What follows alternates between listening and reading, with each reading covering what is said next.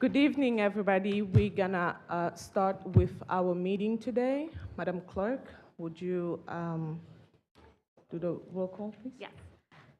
Councilmember Giudice, Present. Councilmember Hollingsworth Adams, Here. Councilmember Stafford. Here. Vice Mayor Rodriguez. Here. Mayor Elward. Here.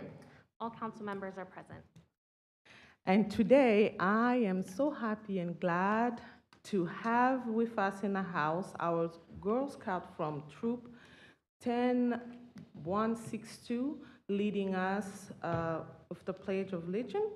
And we have Genevieve, Kaylee, Abigail, Ruby, Ellie, Viviana, Sophia, Kathleen, and Shian. Is that Shian? How do you say your name? Cheyenne? Okay. There you are. Okay, lead us. Let's go. To the flag of the United States of America and to the republic for which it stands, one nation, under God, indivisible, with liberty and justice for all. Good job. Thank you, girls. I have a little thing for you here.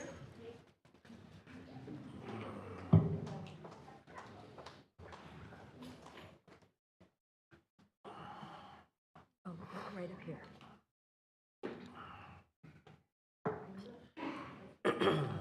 We may need to. Yeah.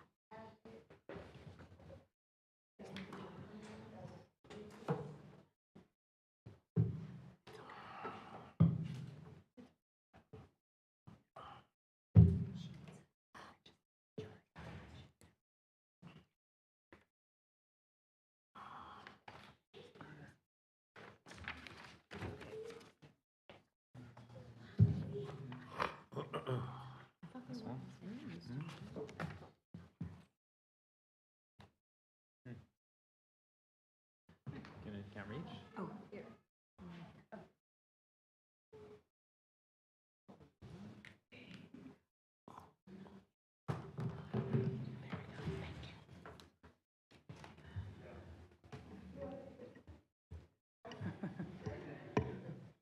That's okay. It's okay, go ahead. You go ahead. Go ahead.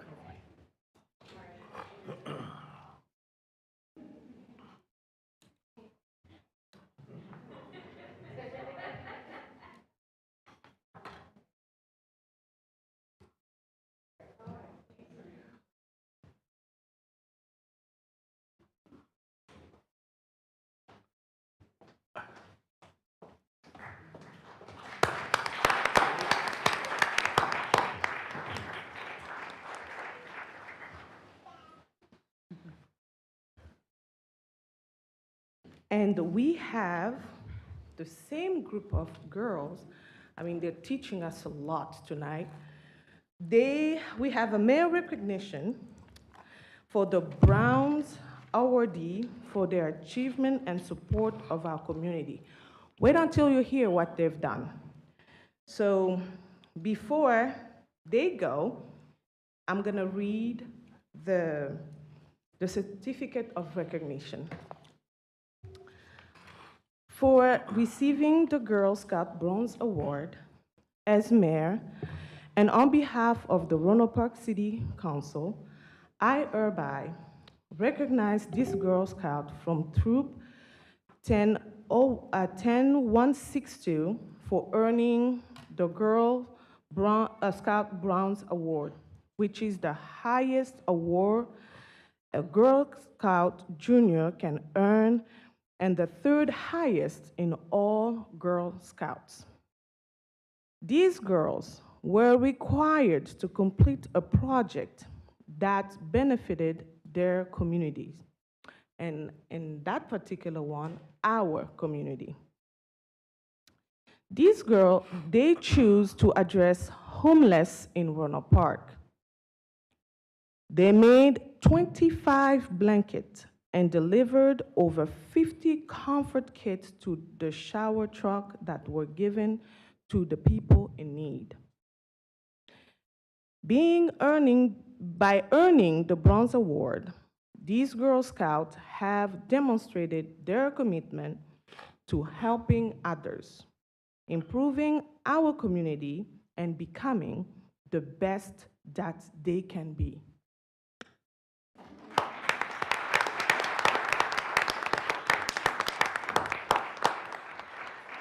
It is our great honor and privilege to recognize and thank these Girl Scouts for their hard work and compassion for others. We hope others will be inspired by their dedication and commitment. Thank you, girls.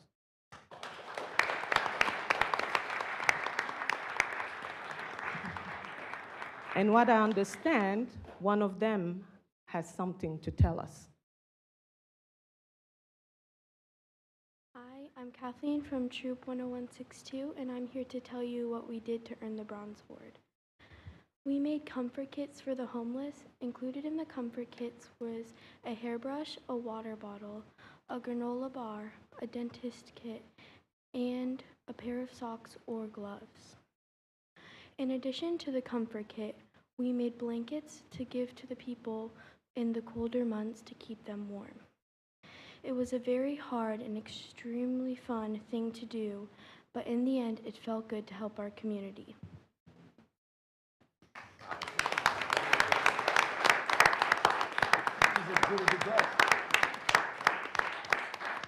I am going to turn to my colleague and to see if any of you have any comment or something to tell the girls. Well, I'd like the parents to stand up. If you've got a Girl Scout or a Brownie over here, could you just stand up for us? Thank you. I have had Cub Scouts and Boy Scouts in my house, and I know exactly what it goes into, all those little patches and buttons and all the cute little things that we see over here and all the work that they've done. And I'd just like to thank the parents for setting such a great example for their kids and getting them started off in this effort to do service. I think one of the ways that we show our love for our Heavenly Father is by serving other people. And thank you very much for your example. Thank you, girls. Thank you, Mayor. Yes, you're a shining example of youth leadership. We really appreciate the collaboration, and you've picked a very topical project to do, with regards to homelessness. We'll be speaking on it later on this evening. And it's just, like I said to Councilmember Stafford before this, this is as good as it gets. So congratulations to the parents. Congratulations to you, and just keep it going. And we appreciate you. You are all very impressive to dedicate your time, and as your spokesperson said, it was hard, but you loved doing it, and you helped your community, and you helped others, and that's what the Girl Scouts are all about, is learning and helping others and getting stronger, and you guys are strong, and I appreciate you and our community. Thank you. Thank you, Vice Mayor. Just want to say thank you again for everything you're doing for our community, and to your parents also for all the hard work that is put into that, and that your group chose that project. As an auntie to a Girl Scout, I'm very happy to see what you guys have accomplished and to achieve that award. So give yourselves a pat on the back, because you all worked very hard to get that individually and as a group. So congratulations again. Who said that kids cannot teach adults or lead the adult? You are showing us that, and I'm very proud of you. A lot of people will be scared of even trying to do such a thing, because I know it takes you guys time and effort. And I know for some of you, it was harder than it could get, right? But once again, you have showed us that even at a young age, you can be a leader. So thank you for leading us to this life or way of living, or way of treating other people that don't have anything. So thank you for your leadership, and congratulations again. All right. Okay.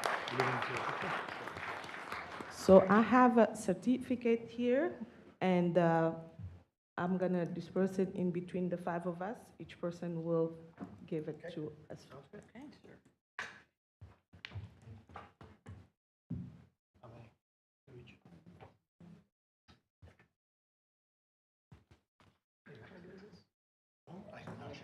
Sorry, I love children. Thank you, parents. That's what it looked like.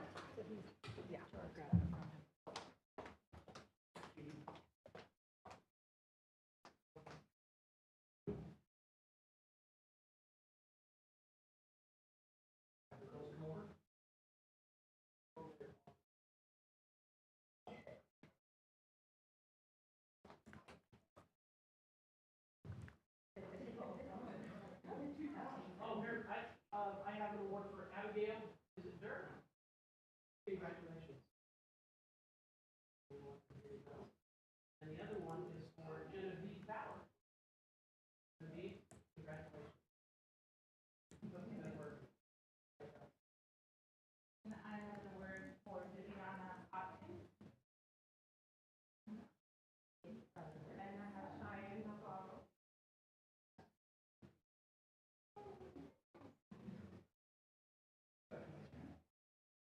I have another one for Ellie Hart. And one last one that I have here for Haley Nancy. I have one for Ruby Furley Baldwin.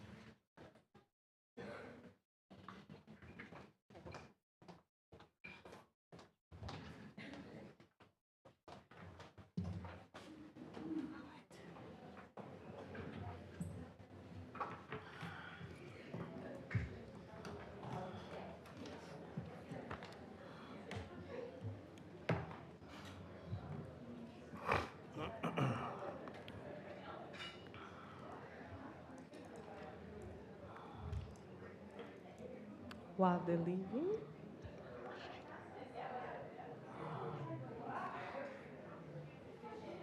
Thank you so much. We are going to move to our department head briefing. Yeah, we have a presentation by Deputy Chief Aaron Johnson on behalf of Chief Tim Mattos, who's out sick.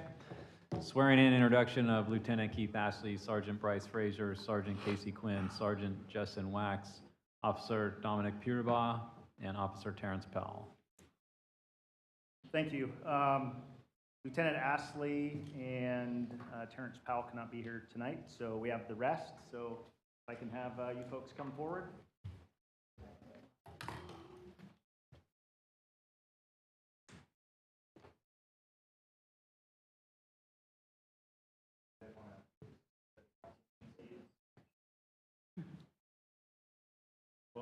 Well, How about on the side so your family can see you too? Over there. And everybody can see you. Yeah. There you go, there you go. Yeah. Perfect. Perfect. So council, thank you. You know, this is really a reflection of your support of the Public Safety Department, just our staffing, our promotions, the city manager working with us. And so this is not only a proud time for public safety for me. I've watched them all come in the door, move to the agency, promote. You know, I think it's a great thing for our community. We have a great staff, great leaders coming through the organization, truly care about our community, and you know, I honestly think we couldn't ask for a better group of people that, unfortunately, two of them aren't here, but that you're going to With that, I have some bios. Some of them are longer than others, so I'll read quickly, and then we'll do the swearing in. So first off, Sergeant Casey Quinn. Casey was born and raised in Rohnert Park, and he lived his entire childhood in Rohnert Park in what he says the E section. Casey was active his entire life in sports with football, baseball, and then he graduated from high school here locally. After graduating from high school, he began his career in the fire service and attended the fire technology classes at the junior college. I remember when Casey was going through those classes because he was interning with us in public safety, and I thought, man, was I really this young? So Casey then got into the fire service in 2007, went to the Bodega Volunteer Fire Department.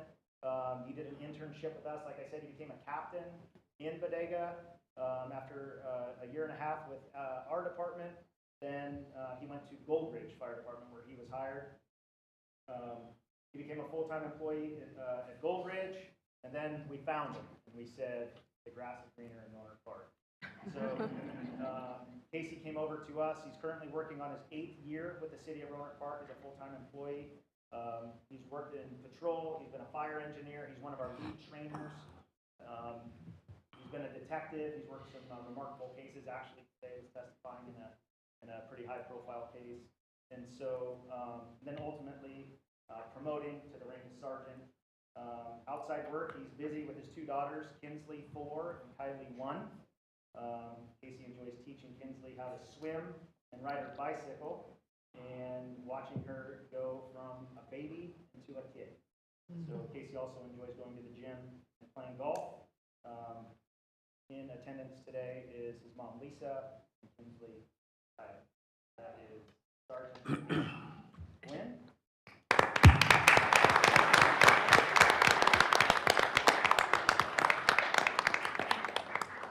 Next, Sergeant Quinn is Sergeant Bryce Frazier. Great neighbor, by the way. He lives about 5 doors down. Bryce was born and raised in Petaluma, California. Bryce graduated from Casa Grande High School, where my wife was his teacher. Just did a trivia there. He was active in sports and he played baseball. Bryce attended the Santa Rosa Junior College, where he studied fire technology as well. And then in 2014, Bryce went to the Modular Police Academy, and that's where we met Bryce and formed our relationship and his law enforcement career in 2015. Bryce has been with the department for 7 years. He too has been a patrol officer, an engineer, a training officer, a detective, and then recently promoted March of this year, 2022.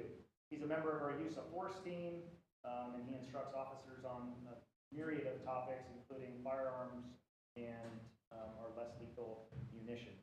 Outside of work, with all of that, he has time.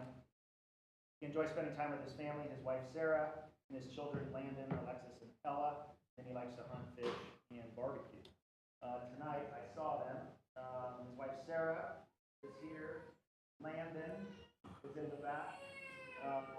Alexis and Ella are right there. And also his family. And so with that, that's Sergeant Bryce Frazier.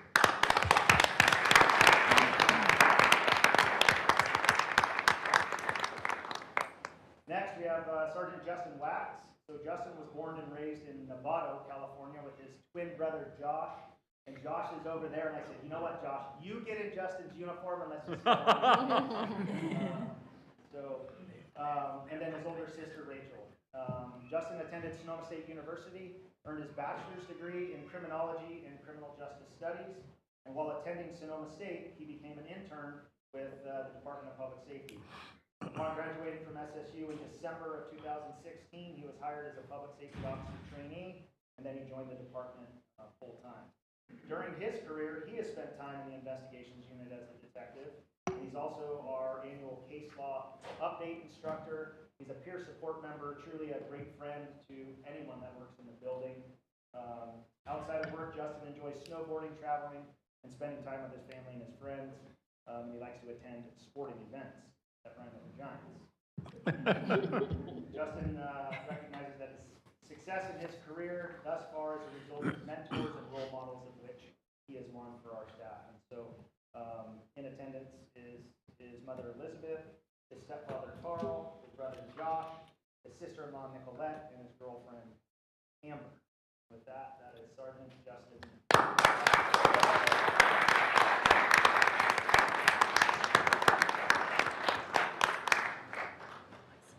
And then we have Dominic Kuderbaugh with us. Dominic is, he was born and raised in Santa Rosa. He went to Montgomery High School. After graduating, he joined the Marine Corps in career service, and he served 6.5 years. Wow. After the Marine Corps, he came into the Sonoma County Sheriff's Office, where he worked in the corrections department for 2 years, and then we were able to recruit Dominic. He enjoys outdoor activities with his friends on his time off. So Dominic is currently still on the training program. How long have you been on the program? 2 weeks. So he's still figuring out his whole section thing. So, that's Dominic Kuderbaugh.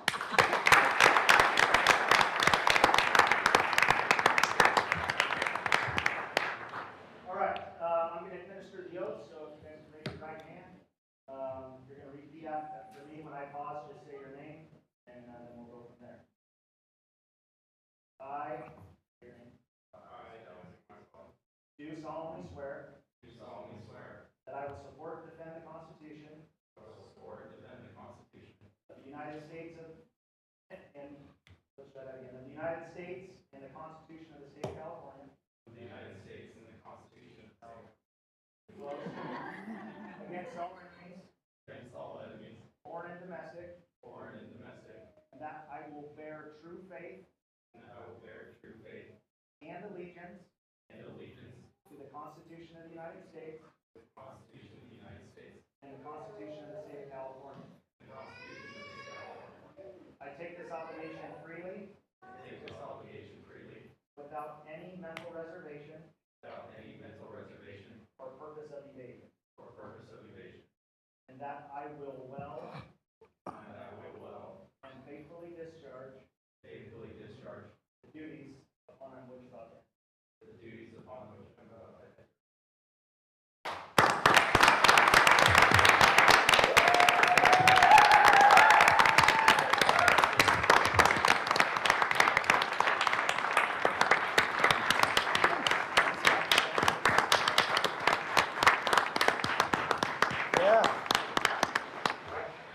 There you have our 4 newest promotions and hiring of the Public Safety Department.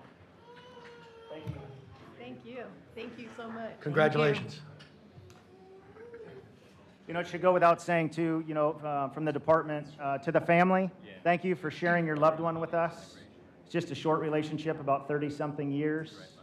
But we appreciate, it's a long haul, but it makes our community better. So thank you. Thank you. All right. Well done. Thank you. And now we have item 4B. 4th of July presentation on illegal fireworks fines and annual reminder, and the Rohnert Park Jubilee, honoring yesterday, celebrating today, and we have Aaron Johnson and Cindy Bagley to present this item to the council. All right, well, good evening, council. So we, as you know, with the new ordinance, the Public Safety Department, what we did is we used our different social media outlets. You can wait a second. I'll wait just a minute. We're celebrating.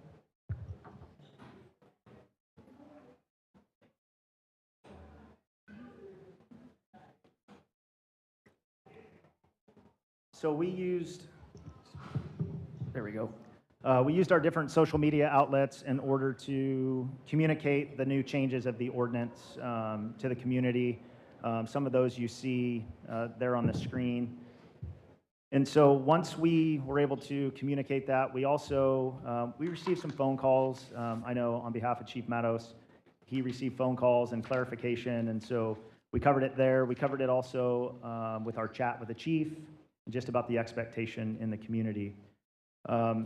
Actually, a successful event that we did June 18th, we did this fireworks turn-in event, and it's kind of nice. CAL FIRE, when we talked to them, they said, yeah, you might get a banker's box worth of illegal fireworks. And so to our surprise, we were able to get 70 pounds of fireworks that were turned in. And so all of that was in coordination with CAL FIRE. We got a phone call the following day from an entity close by that said, that was awesome. We're going to do the same thing. And so, again, I think Rohnert Park led the charge and a great idea, and it was successful. So, way to go. I don't know whose idea that was.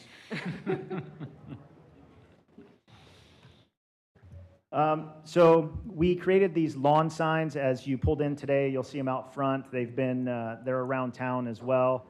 And so we've started that campaign. We sent out a nixle and communicated to the public that if you want one of these signs, we'll deliver them to you, or you can come pick them up in our records department at Public Safety. I don't know how many have been collected. I do know that I've seen them around Circle Drive, on Rohnert Park Expressway, and then here coming into City Hall. Since the Nail 'em app was vendor specific to the city of Rohnert Park in the previous years with fireworks, we came up with a way for the public to report illegal fireworks, and this is through our own city software. So if someone in the community wanted to report illegal fireworks, they could go to the main webpage for the city of Rohnert Park, and right in the community spotlight is this link. You could also scan it, the QR code with your phone, and the first thing that pops up is your ability to take a picture or send a picture. You take that information, you fill out what you want to fill out, and hit submit. During the 4th of July, we'll have people doing intelligence, meaning they'll watch the live feed of the submissions and then be able to communicate that information to our dispatch center, which will then communicate it to the staff that will be on duty, and I'll go over that in a minute. Someone could submit it anonymously, so if they don't want to give out any information, they don't have to. Obviously, if we don't know the location, we can't respond. So if we get a location, a picture, something of that nature, we can take it in this application. So this is what our deployment map is going to look like. We've broken the city up into 4 regions or sectors. Every year, 4th of July is an all-hands day, meaning no one has the day off. And so we will staff, and for the graph on the screen, we'll staff Sector 1 with officers, a sergeant, and then a command staff member. And so each person will run each sector. And we try to stay there a couple reasons. One is it's a force multiplier, having all your officers strategically placed in the community. But also, if there's a fire, the least amount of equipment we have traversing across town, we just feel like it's safer. It's a busy day for us. And so this is the deployment map we've come up with, and it's actually worked out pretty well the last few years. The communication to our staffs, there's a zero tolerance for fireworks violations, and so especially with the drier grass, with the winds, the drought, we want our people to be vigilant in the enforcement of fireworks. So with that, what questions do you have? Thank you. I'm going to turn to my colleague. I don't have any questions, but I'd just like to say that I've seen your signs all around town and popped up ads in different various and sundry places. I know this morning when I pulled up the Press Democrat, there was one of your ads right there talking about not just the fireworks, but the celebration for the Jubilee, which I think you're probably going to cover that. But I just think you've done a great job of letting the community know. And it's funny, I'm going to out my 17-year-old. We were driving past one of your signs, and he said, "There's no fireworks this year?" Those of you who have 17-year-old children ever in your home, you know why he said that, because it didn't even occur to him that nothing had been going on as far as he was concerned. All of a sudden, he saw a sign. So even though we all think there's no fireworks and it's pretty much a no-brainer, there are people in town who still don't know. So I think your signs are a great idea, and I appreciate all the work you've done to let people know. Fantastic. Thank you, Mayor. So first of all, 70 pounds of fireworks were turned in. So compliments to the residents of Rohnert Park. That's wonderful. And I understand you're going to do this one more time again? We're going to try. Great. I hope you do, and I hope the response is twice as good next time. And I wish you and the department good luck on the 4th of July. I know it's a stressful time. Last year when I was the mayor, I had an opportunity to actually address the staff, and I saw the briefing, and it was pretty intense, and everyone's got to go out there, and they got to keep the community safe. So once again, I wish you the best. I think your program is excellent, and I just say to the people of Rohnert Park, let's have a safe 4th of July. Thanks. Thank you, Aaron. I'd just like to say thank you to the department as well. As a newcomer, I know it can't be easy work, and it is a lot that they are not with their families celebrating like the rest of us get to enjoy. And so I commend you all, and I know it's not just firework phone calls that come in, and so I appreciate all the hard work the department is doing, and I agree with my colleague here, Councilmember Hollingsworth Adams, of the signs look incredible, and so it did. I had a few people also say the same, like, what, so no fireworks? Like, no, no fireworks, but it's definitely for the betterment of our community, so thank you. Thank you, and welcome. Thank you. So I have to thank all of you because it was a team effort to have this to be communicated to our community. And I am grateful that the public safety have gone above and beyond to make sure that it communicates to our constituent and everybody else about the danger, about why fireworks are banned and why we need to stay away from it. And the cute thing was one of the little yard sign has a dog on it, so it was really cute. My kids, that's all they were talking about, just the face of the dog on that just captured their attention, and they started talking about it. And Cindy, I commend you for the effort that I know it's gonna be a lot of fun. My family and I and everybody else is looking forward to that day of celebration, so thank you so much. Thank you. I'm going to actually update you on that event right now. Oh, there you go. So thank you. Our goal is to help public safety have a quiet evening because everybody's going to come to our event and they're going to be so exhausted that they're going to be asleep before it gets dark. So RP Jubilee, I really appreciate the opportunity to share this with you, Council, so thank you for having me. This is the most involved event I've ever done in my career. I can say that unequivocally. There's a lot to it, so I'm going to go through some of the components here. Our headliner band is Wonder Bread 5, huge following throughout the North Bay, definitely in Sonoma County, with an opening band of Notorious, and these two bands work together all the time, so we're really excited to have both of them. We're going to be doing a lot of traditional family lawn games. I remind the council that our theme is honoring yesterday, celebrating today, and so we really do want this to feel like a traditional old-time 4th of July celebration with family and friends, and so we will have sack races, tug-of-war, egg relays, limbo. We are doing a pie baking contest. Happy to announce we already have 6 community members that have entered the pie baking contest. Those of you who don't want to bake, you get to judge little Dixie cups of pie, and you get to pick which one you like the best. A watermelon eating contest, so we're really looking at that fun, old-fashioned feel of a 4th of July celebration. In addition to that, we're doing some things that you probably wouldn't have seen at an event 50 years ago, such as an inflatable 9-hole miniature golf course.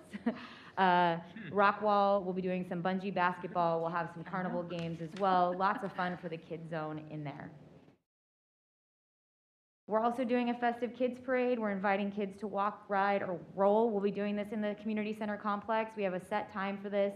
We're inviting kids to decorate themselves, their wagons, their bikes, their non-motorized scooters, and join in our kids parade. Like I said, we'll be walking around the whole complex, and we are offering free wheels parking in the gym. So the gym is closed that day, so people can bring their bikes or their strollers or their wagons and park that in the gym. We'll have it staffed so they can have that safe and enjoy the event outside of the parade time. We are taking signups for this, though it's not required. Separate but also together at the event, while the event's happening inside, the Young, Wild, and Free Middle School party will be happening inside the multi-use room. We will have a live DJ, laser lights, arcade games, a selfie station, pizza, dessert, snacks, drinks, a lounging area. It's going to be really fun. This is pre-registration, but it's free, so we're asking parents to register their kids as soon as they can. We already have 40 students registered, so it's already moving. We're excited about it. Parents will be able to give their kids permission to come in and out of the event, or if they'd like them to just stay, staff will make sure that those kids stay in the event unless checked out by their parents. More fun, we'll have a live DJ happening. We also have a preschool sing-along with mini music time. We'll have a roaming quartet walking around. And then we'll be having a cornhole tournament, both social and competitive, with prizes. So the competitive one is a buy-in, and then there would be cash prizes. And then listed here is our wide variety of food vendors. Very excited about Wicked Slush coming out for sure. And so that's what we have for that. There are other things that will be happening at the event. This is just a high, deep level of some of the things that will be happening. But we're looking forward to the community to come out, like I said, wear themselves out, get tired, full family fun. There's literally something for everyone to do. All of the things that I listed in here have very specific times. We'll have maps and schedules and timelines for all of the different activities for people to participate in at the event. We'll be publishing that this week as well. And that is the RP Jubilee, and happy 4th.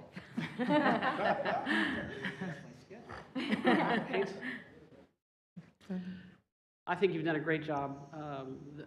I just love everything from the advertisement that you put together. You've got obviously hired a professional who's done a fantastic job.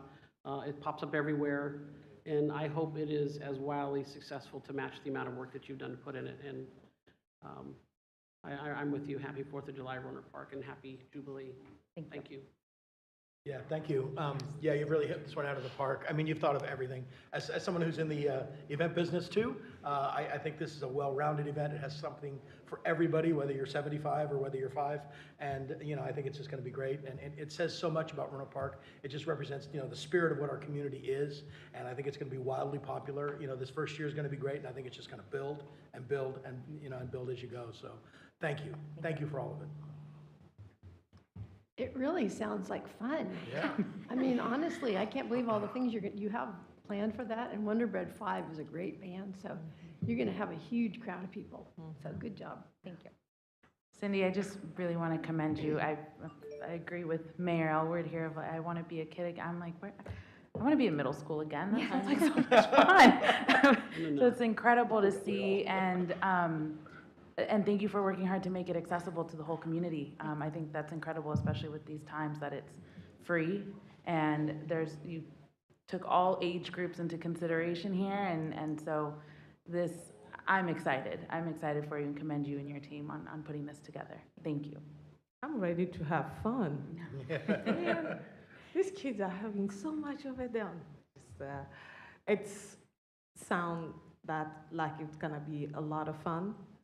And I know for sure that everybody will enjoy, family, little ones, everybody, even seniors.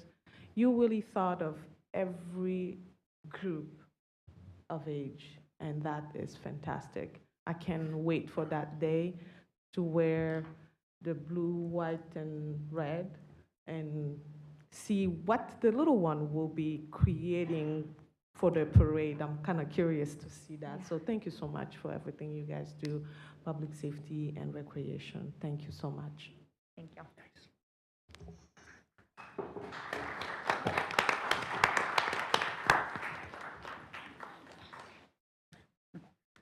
All right. So now we're going to move to our public comment. The first person is Steve Keith.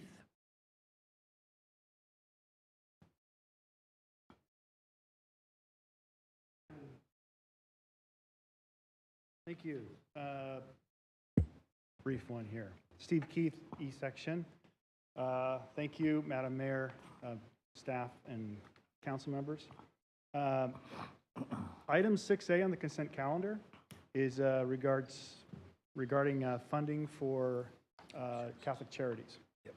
It's an enormous document, 77 pages, on an agenda that is chock full of information. I mean, the general plan, there's a number of items on this agenda has a lot of information. So, however, this particular item on the consent calendar has the potential financial impact of over $1 million. I believe something like that should be discussed openly in public and not muted in the roster of the consent calendar. Thank you. Thank you. The next person is Jurek Oteling. Did I say that right? Garrick. My name's Garrick Hoteling. I live on Haley Court with my wife Sasha and my daughter Rose. Been a member of the Rohnert Park community my whole life. I went to all the schools here. I teach at Rancho Cotati High School, and I'm the head football coach there.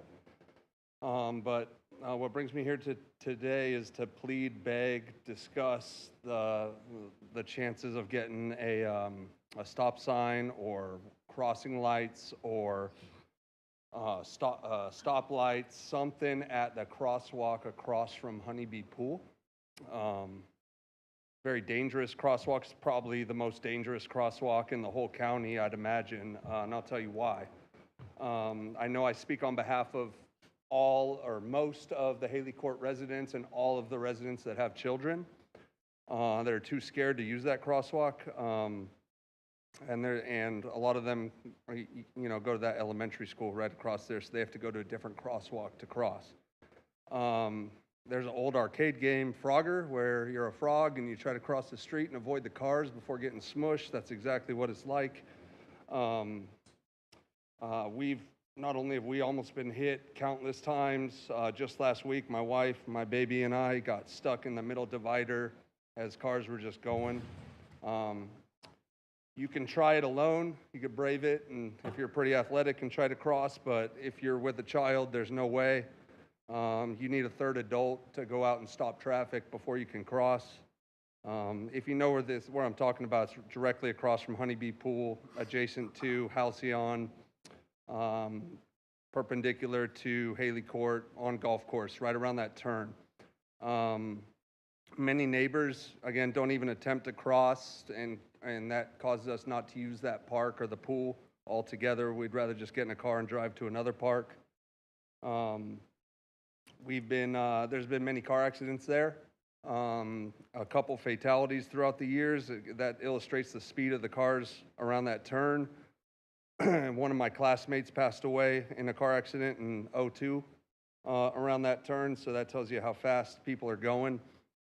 And ultimately, we would just feel safe crossing if we know that, there's a high probability of returning home. It's just incredibly dangerous. We don't really see a police presence there monitoring it, and I don't know if it's even on y'all radar that it's a problem. So we're just requesting a stop sign or lights or whatever it takes. We've got a petition going. I could get video if you want it. It would just take you just to park there and observe somebody attempting to cross there for 10 minutes to realize it's a problem. I just wish, we could be proactive and get ahead of this before somebody gets seriously injured or worse. So thank you. Thank you. Next, we have Peter Alexander.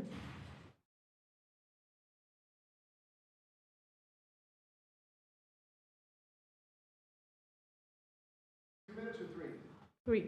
Perfect. Thank you. Deja vu all over again here. Hi. So I think most of us are tired of the political and the media dividing people. I mean, it's just a regular nonstop dog and pony show on the TV. And we're tired of it. So what do? July 4th, Freedom Call, mother of all boycotts be the call. Home of the brave, land of the free, comes now the next level to balance the bevel by the Freedom Strike prophecy. Civil rights, abortion, far too long we've endured the bankers' extortion.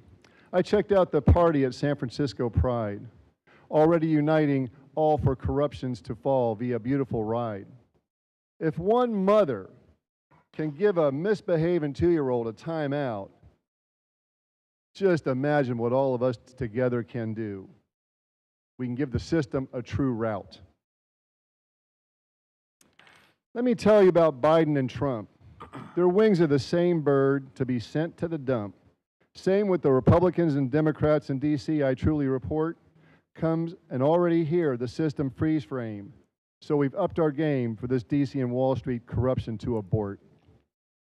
I am Peter, I am servant, I am King of Queens, towards Lady Liberty I truly leans, commanding as commanded till all knees to the earth be remanded.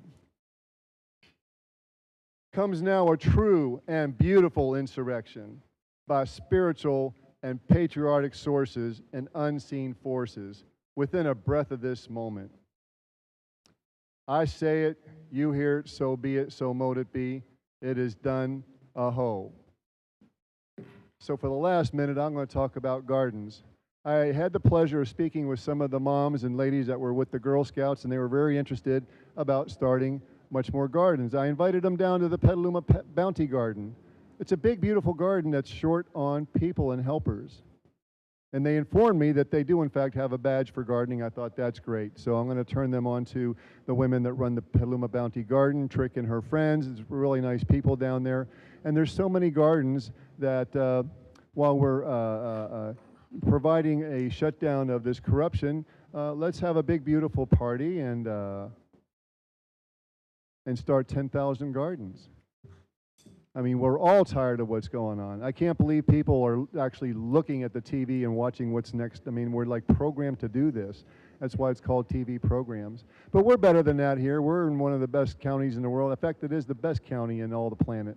So I invite you all to join me in standing upon granite and to support the Girl Scouts with their gardening programs and invite all the schools. All the schools should have gardens, massive gardens, football field-sized greenhouse gardens, and of course, living cactus fences. Have a beautiful day. Thank you very much for your time.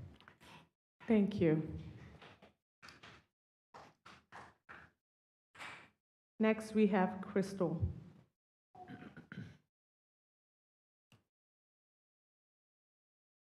Hello, this is my first time at a council meeting. I'm a little bit nervous, and this is. Hello. Oh, that's loud. This is my first time at a council meeting, and I'm a little bit nervous. This is my 1 out of 2 comments for today. First comment. My customers have asked me to come talk to you guys about the dog park. A lot of people come to my, I own Honey Badger Coffee House, by the way. A lot of my customers bring their dogs because we allow them at our shop, and they think that the dog park needs better upkeep, which I agree. I bring my dogs there like twice a day because my dogs come to work with me. And a lot of times when we go over there, there's no bags, there's trash everywhere. I've found syringes in the park, and if one of my dogs steps on that, that's not great. I know that you guys have a lot of other things going on in Rohnert Park, so I understand, but it would be really cool if at least there'd be bags. Yes, that's it. All right. Well, thank you so much. Madam Clerk, do we have other public comments? I do not have any other speaker cards. All right. Is anybody in the public wish to make a comment? Yes, sir.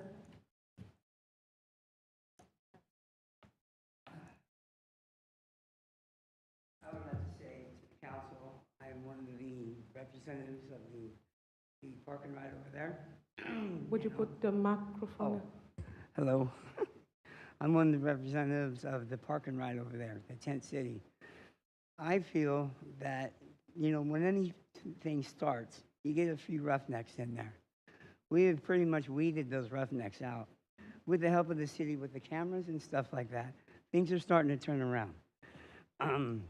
I do not feel that the city needs to hire security to come in and do this. We welcome the police. We love the police. The people that don't want the police there are the people that are running or the people that are doing bad things. There's not too many of those around.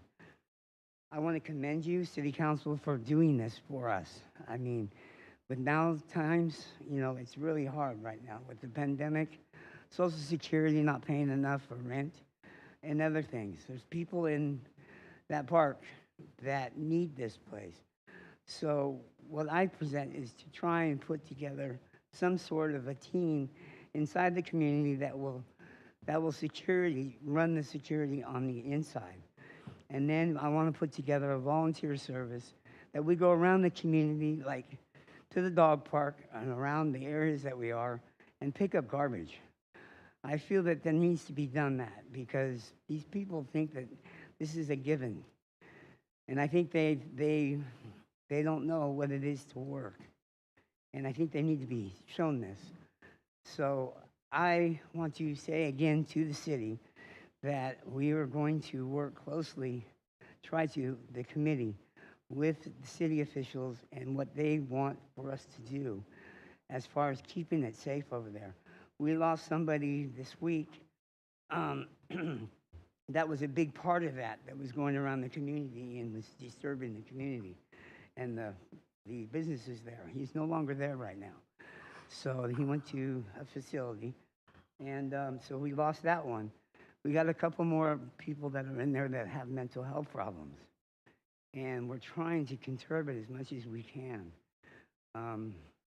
Like I said, I commend the city. I mean, I was born and raised in this town. My mom and dad were here in '62.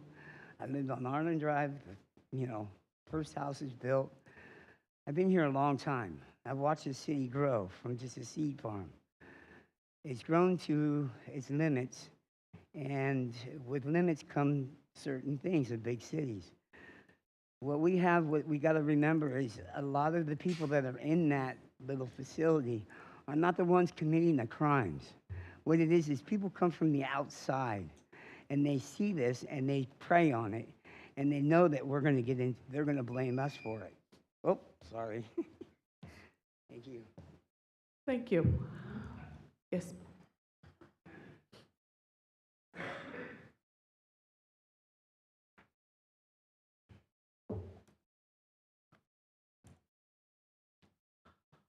Hi, my name's Jim Hayes from the East Section, and I'd like to address the agenda item 7B, the Rogers Plaza and the quality of life crimes.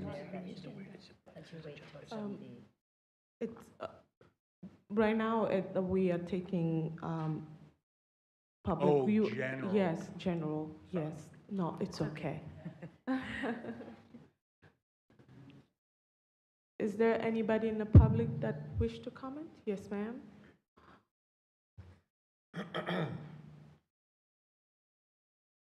Hello, council. I'm also new at this, but I'm here as a 43-year-old resident of our town and as a mom who had a little boy who had his heart broken this past weekend. We're very, very vigilant of locking our house up and everything, and I'm a caretaker, and my client had breast cancer. I'd been up late. As we all have done, I'm sure some of us, maybe some are perfect, we left our garage door open on Friday night. And as a result of this, my son, who is a BMX racer, he is a two-time state title, actually 3. He was number 1 last year and number 2 now of BMX racing. He's worked his heart out for this, and I've had a lot of ups and downs with all this because I've tried to sit out in the street, I've had people race through, I've had to do all kinds of things to make this work for this poor little boy. And on Saturday morning, he woke up to find out that all 4 of our bikes were gone. His BMX racing bike, a bike that we had got for him that was an 80s bike, that was a trickster bike, and his sister's park bike, and his father's bike that we ride to help him keep trained, all gone. We spent 48 hours looking for these bikes, and the good news is we found them. Yeah, we found them. We called the police, we called everybody to try and get help, and nobody helped us. We filed a report, nothing was done. We went looking for these bikes on our own, and we found homeless people selling our children's bikes that we had to grab out of their hands and take the risk ourselves. When we located the Santa Rosa police and contacted them, and they came to the scene and to come arrest the person to go after, they told us that they had no file of this report, and they weren't very surprised from Rohnert Park. I'm sorry to say that because I have very many friends who are police officers that I love and respect very much, and I know that that's a very hard calling, and I don't discard that at all. I know they all put their lives on the line many a times. I have a neighbor who lives directly across the street from me who moved in January and has had their Cadillac converter stolen 3 times since January. There's a problem here, and anybody who wants to try and ignore that, it's beyond a problem. I appreciate what this other guy said about hard work, putting in work. We would appreciate that too, because I've had flowers, I've had all kinds of things stolen from my house, but it wasn't a problem until you stole my son's dreams. Then it was a problem, and I'm sure any parent would agree with me. Thank you. Thank you.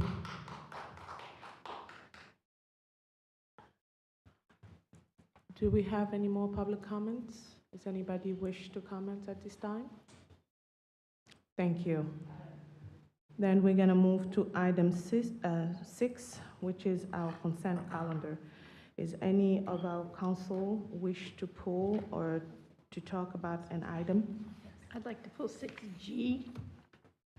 6G? Yes. Okay.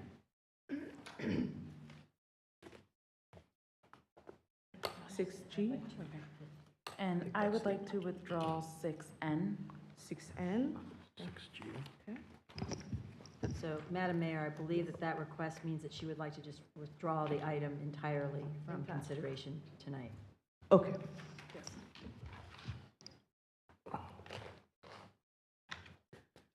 And do we have anybody? I move that we accept the consent calendar with the exception of 6G and 6N. Is it? I'll Keep I'll going. second that. I want to, Well, keep going. I was gonna. Oh, I'm sorry, I thought you were looking for a second. No. I was gonna make a comment about 6K and 6A for us to, before voting on the consent calendar, to talk about those 2 items. Okay. So I move that we accept the consent calendar with the exception of 6A, 6G, 6K, and 6N. I think she just wants to comment on 6K. Can I have I'll a second that. All right. Madam Clerk? So I want to make sure that I have this correct. It's 6A, 6G, 6K, and 6N. Yes. Okay. So the following roll call vote will be to adopt the consent calendar with the exception of items 6A, 6G, 6K, and 6N. Councilmember Judice, Yes. Aye. Councilmember Hollingsworth Adams, Yes. Councilmember Safford, Yes. Vice Mayor Rodriguez, Yes. Mayor Elward. Yes. Motion passes with a 5-0 vote. Thank you. So now we're gonna bring the item 6A, 6G, and 6K. And so Six you want to N? take each one One at a Yeah, time. one at a time? Yes. And I wanted to remind the rest of the council that XN is removed entirely from this Correct. process. All right. So about 6A, I was wondering if the council would like to put this into a regular item next for upcoming meetings, or we would like to talk about it here before moving it, yes. I'm happy to talk about it tonight. We've discussed this before Okay. and make a decision on it tonight, Okay, unless there's a groundswell. all right, all right. So it's, anybody have any comments about the item? Yes. I wholeheartedly support this agreement authorizing the city manager to execute this agreement. I Okay. think this is the best interest of the citizens of Rohnert Park, and I think it's in the best interest of those who are served by Catholic Charities and share in the outreach that will go on provided by these funds. I know it's a lot of money, but I think it's important that we move forward with this. Okay. So, is anybody else have a comment? Well, I just think it aligns with our goals, and it ups the ante of what we're doing progressively. I think it shows the residents that we are making an effort, and we're exhausting all possible budgetary solutions to help resolve the homeless. It's one of the prongs of our master plan to address homelessness in our community, so I'm fully in support of it. Thank you. And I agree, I think this is necessary for us to do, and I think Catholic Charities has proven in the county that they do handle these services and they do help us with what we need. So I have no issues with what we're doing here. Thank you. I also agree. I have no issues with what we're doing, especially with the alignment with such a topic. Thank you. And the reason I wanted that we talk about it just to bring more clarity, and this is one of the things in our agenda to fight and to try to resolve the crisis that we have about homelessness, and this is one of the way that the city has been working to address the situation. And I believe, like Councilmember Adam said earlier, that we had this item on the dais, and we went through the reason why we will be spending this amount of money and how everything will be proceeding. So should we vote on that item, or should I continue? Okay. So moved. Oh, do we need a public comment now that you pulled it out? No? Okay. Yes, we need public comment. We do need a public comment. Yes. Okay. So is there anybody in public that has a comment about this item before we move on?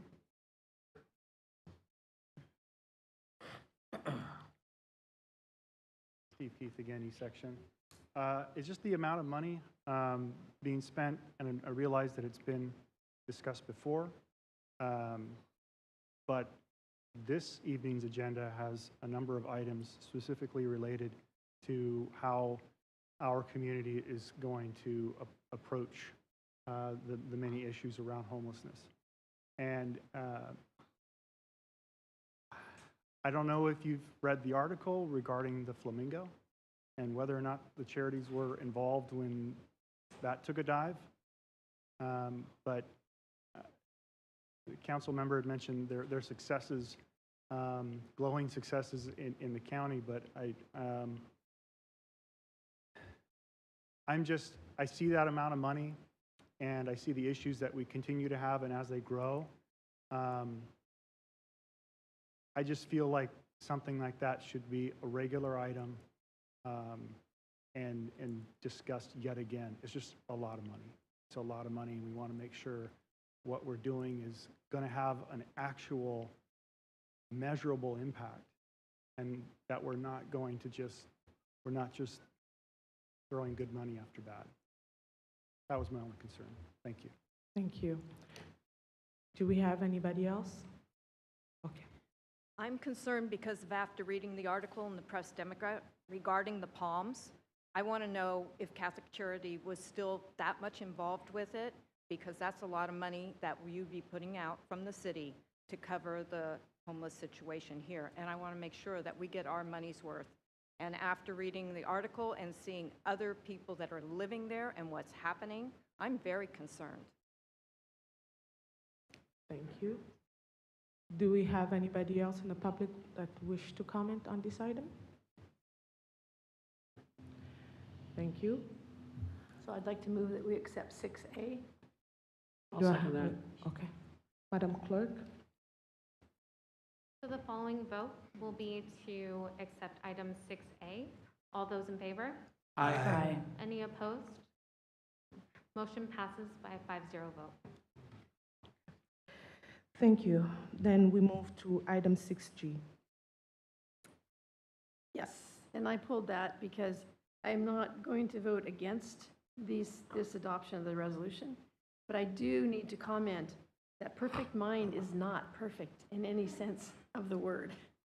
There's a lot of issues with perfect mind, and I can see Cindy back there kind of not nodding, but realizing that this is what we have and this is what we're trying to work with, and we're trying to make it the best we can. But I just don't want to go past this and pretend that this is a perfect example of how we should be able to use this product and make it work for people. People have a lot of trouble using it, and just want to add that. But I'm not opposed to it. Okay. So it was just a comment. Madam Attorney, is that okay to have?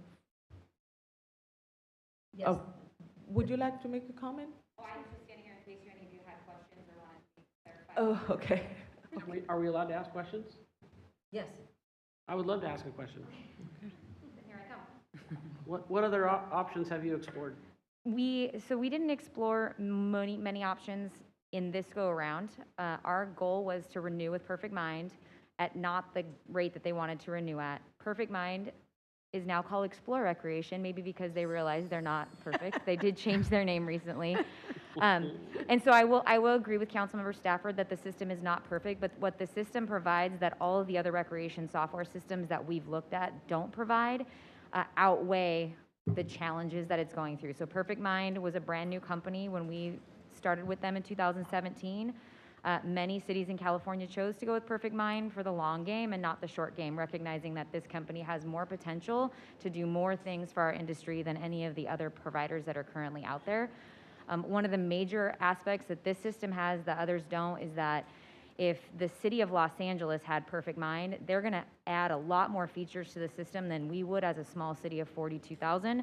And because of that, we would have access to any new developments that the company built for any city that is on the platform, whether they're in California or in Canada. The other benefit of the system and why we didn't look at moving to a new system if they were going to charge us appropriately and fairly this time is that most of the systems out there charge per user and per module. So we have a sports and fitness center membership module, we have a class recreation module, we have a lap swim module. These would all be separate costs where this system, Explore Recreation, allows us to use everything they do for the same price. They don't charge us per user. We were able to expand the service out to the pools. The concession stand at the Performing Arts Center is now able to use it, and we were able to add those features without any additional cost to the city. And so that's why we chose to go with Perfect Mind. We did bring them down from what they originally offered. We did hold it to them to show us what they've developed and what they're planning to develop in the future before we made this choice. So yes, there are some growing pains with the system, and we definitely take all of our residents' issues and complaints to heart, and we put in a ticket with Perfect Mind every time. They're called AHAs. If any other city sees it, they can check a box that they agree, and then the system will start trying to develop those fixes for it. So that is sort of the big picture reason why we chose to move forward with Perfect Mind again. Thank you. You're welcome. So should we move to adopt, I'm sorry? Oh, yeah. Yes, we need public comment. Yes, we do need public comment. Is anybody in the public who wish to make a comment on this particular item? I see none, I'd like to move that we accept 6G. and I'm going to second that. Madam Clerk? The following vote will be to adopt Resolution 2022-073. All those in favor? Aye. Aye. Any opposed? Motion passes by a 5-0 vote. All right, so the next item will be 6K, and I wanted just to talk about it before we adopt, because yet again, this is something that came before the council, but I wanted to talk about this before adopting it. So I'm not sure if any of my colleagues have a comment or a question for this item before moving forward. Mayor, do you mind if I read the title of it for the people? Oh, at yes, home? yes, please. Thank you. Adopt a resolution 2022-002 of the City of Rohnert Park Foundation appropriating $200,000 for the Community Child Care Council Gold Ridge site repair, and also adopting resolution 2022-077 of the City Council of the City of Rohnert Park authorizing the finance manager to accept funds from the Rohnert Park Foundation, approving a budget amendment, and establishing a new capital improvement project for completing building repairs at the Gold Ridge site. Thank you. Thank you. Would it be okay if the city manager provided a little narrative, maybe a little history backdrop on this? Yes. Thank you. Yeah, so years ago, the city agreed to have 4Cs come and provide a state-subsidized childcare program for qualified income families, in other words, low-income families. And they serve, I think, in the two different classrooms, you know, it's over 50 kids. It's cut back because of COVID right now, so it's been less. We came to the council a year ago, basically saying that there were issues with the old portable buildings from the original Gold Ridge school site, which is what they're located in. And at the time, we came up with a couple of solutions of using existing city facilities, you know, remodeling them. And then at that time, the council agreed that maybe we should look at relocating them to a private building. And that's, you know, there's been ups and downs with that. We found a place for them, and they were in lease negotiations, and then someone bought the building, and they didn't want them as a tenant, unfortunately. Then we looked to put them with the school district, which didn't work out. And then we also looked to move them to City of Cotati City Hall site, which is a former school site, as you may know. And, you know, that can be done, but it's $700,000 to $900,000. And so, you know, they're still looking. But in the meantime, if we're going to have another season there, starting, you know, with enrollment, like in August, then we got to make sure that the parents don't fall through the floor when they drop their kids off. And so we are proposing to spend $200,000 to replace some of the flooring and add some venting under the building. We think that will survive for the remaining 3 years of the lease. And in the meantime, you know, we'll continue to try to find a new home for them, because, you know, it is, I think, an important program that they're providing. You saw the press release today from the county that, I forget, they said 2/3 of kindergartners aren't prepared for school.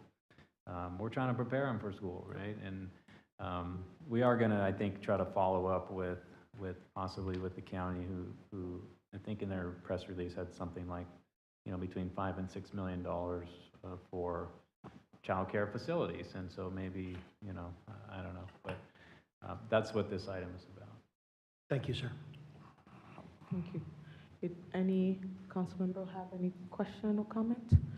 Is anybody in the public who wish to comment on this item?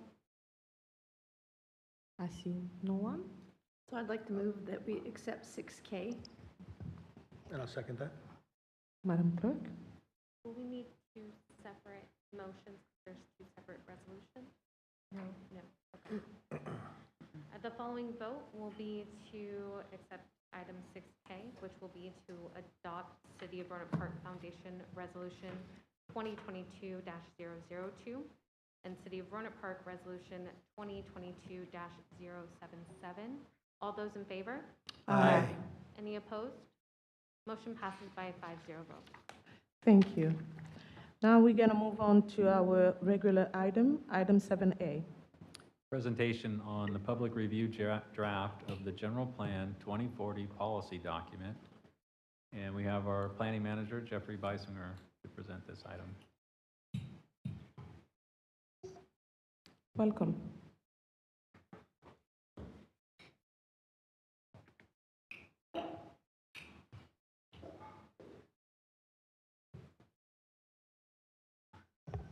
Mayor, question for the council. We had on here 6 p.m. We would be talking about the item 7B.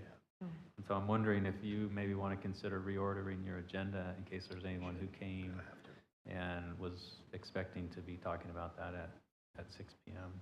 Yes. So I move that we make 7B now and move 7A after. I will second that.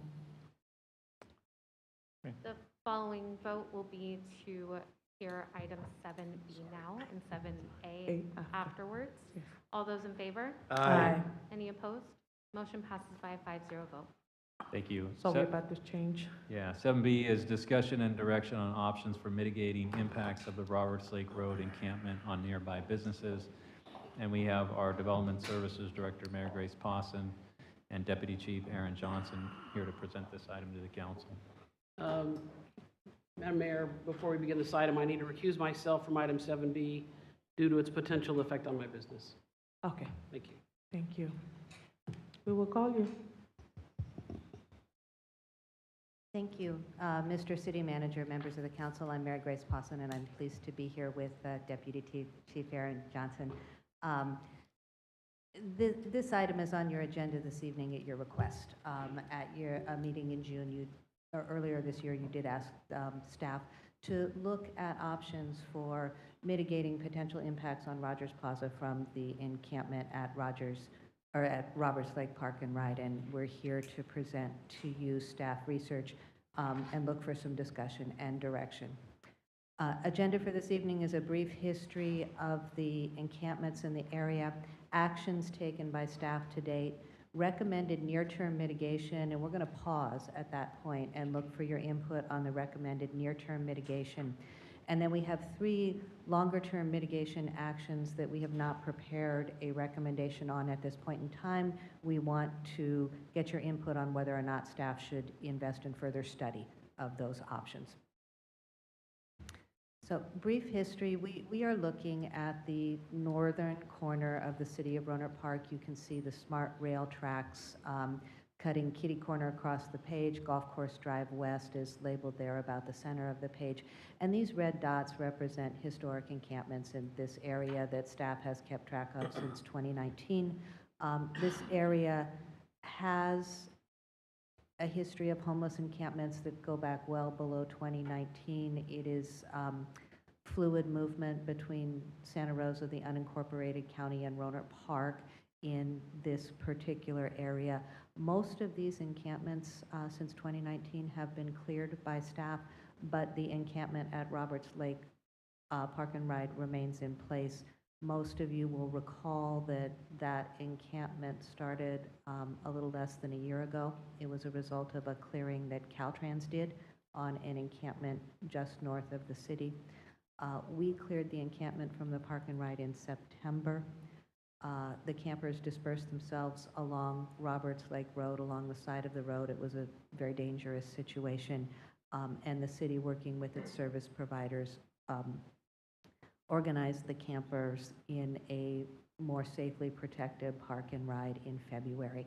And we have been working to manage that encampment ever since and acknowledge that the encampment has grown since its original establishment back in February. Actions taken to date, public safety is very active in this part of the city. This chart represents public safety data in the general Roberts Lake Road area, and you can see their activity in 2020 through 2022. The blue bars are calls from the public, the orange bars are officer-initiated calls, and the gray bars are arrests. You can see while we have seen increasing calls from the public, we've also seen a dramatic increase in officer-initiated response to the area. Officers made 18 arrests in 2020, 39 in 2021, 48 to date in 2022. They've also issued 136 citations and towed 22 abandoned vehicles. We keep data separately for Rogers Plaza itself. This is the same graphic scheme. Blue bars are calls from the public, orange bars are officer-initiated activity, and the gray bars are arrests. And you can see in Rogers Plaza itself, arrests have increased from 11 in 2020 to 18 in 2021 to 10 to date. So public safety is keeping a pretty aggressive presence in this area. Actions to date on the non-public safety side, staff has worked to install trash and sanitation facilities. We've posted and enforced existing laws. We have taken enforcement action against fire and access hazards. We got almost all of those cleaned up. We had one abatement hearing this week for the last access hazard, and we expect the hearing officer's decision sometime next week. We've installed a security camera very recently, yesterday, Public Works installed red curb in front of Rogers Plaza to prevent parking in that area. We also have a significant service provider presence in the Roberts Lake Park and Ride encampment. Our service provider host is there 3 days a week. Our service provider Unsheltered Friends Outreach is there daily. The SAFE team is there at least once a day, generally multiple times a day, with an effort to keep the fire lane clear and to support the campers. So in addition to enforcement action, we have worked pretty diligently to connect the campers in this area with service providers. That doesn't mean we aren't seeing disruptions across the street at Rogers Plaza. Staff has met with the owners and representatives of most of the businesses in this area. Hana Sushi is an exception. The owners have just not been able to meet with us. And are proposing a suite of relatively near-term measures, which would include increased staff outreach rather than waiting for people to call us. We would spend more time understanding from the business owners the difficulties they're having to see if we can't be more responsive with either service or enforcement action. We've authorized some additional public safety overtime so that we have more presence, particularly on weekends when our service providers are not available at the encampment. And we've increased our dialogue with the district attorney's office, and I believe Deputy Chief Johnson may be able to talk more to that in depth. We have struggled with the fact that many of the crimes that are reported to occur in this area are relatively low-level crimes that the district attorney's office does not aggressively prosecute. And we're looking to find a way where our enforcement actions can be more effective and we can truly make progress against some documented crime in that area. We're also recommending some building hardening in Rogers Plaza, which would include video cameras for the businesses, dumpster locks to prevent break-in to the dumpsters, locking electrical outlet covers. This is a common nuisance with folks looking to find power to charge phones or other devices and running around the businesses and opening outdoor electrical outlets to do that. Hose bib retrofits to minimize the theft of water, and then key code door locks in the restrooms so that those could be reserved for patrons' use rather than use by the encampment residents, which is occurring. We're also recommending hardening the fence just west of the Bear Republic. This is currently a chain link fence. It's screened with green screen. It's been cut through several times, and we think a harder fence, a tubular steel fence, could prevent some of those nuisance accesses. And people are doing that because they don't want to access through the main plaza. It's too easy to be seen and removed, and this would help organize the access. We've done some estimates on these recommended actions. The building hardening program carries a cost of about $120,000. The fence hardening is about $50,000.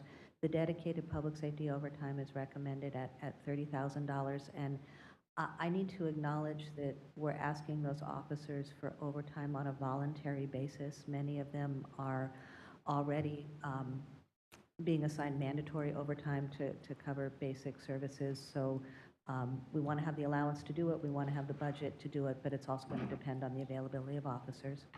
The total of these actions is $200,000. They will require an amendment to our fiscal 22-23 budget to accomplish, but we don't believe we'll need to dip into reserves. And at this point, I am going to pause and look for council direction on this set of recommendations. All right. Thank you. We have, so I'm gonna turn to the public. I have a few public comments. So we will start with Jim Hayes.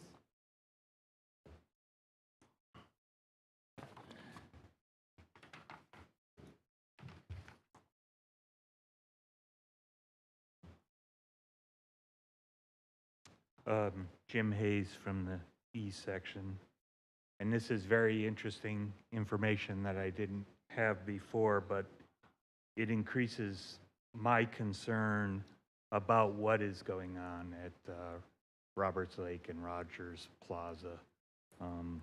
I know we're under the Ninth District Court's ruling that we have to provide shelter at no cost, and we're not able to require certain things. So I understand that we're under court orders, but it is very concerning. The Roberts Lake and the Rogers Plaza business are important assets to the city.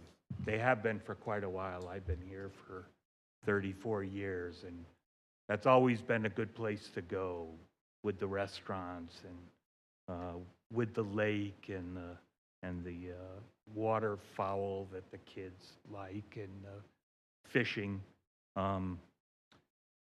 Those are important assets, and they're being compromised now, and I know we're in a tough time, but for a citizen like myself, it's concerning. It's concerning that public property can be have to be used this way. When we pooled our money together as citizens and built this stuff, we didn't build it as a public campground. We built it for citizens to use. And as far as the level of crime, and they're low level, I understand their quality of life issues, and the district attorney certainly has more to do, but quality of life crimes lead to other things. And the quantity of them that I saw in those charts was a little concerning. Even more so, it would have got me here even earlier. I think I saw like 700 or 800 incidents in, what are we in, July? I mean, that's a lot of activity. So I appreciate all the work that's being done, and I don't know what to say. Thank you. I will ask to the public that when we address our concern about the people in Rubber Lake to be considerate, because we are talking about human, and we are all trying to figure something here together. Thank you.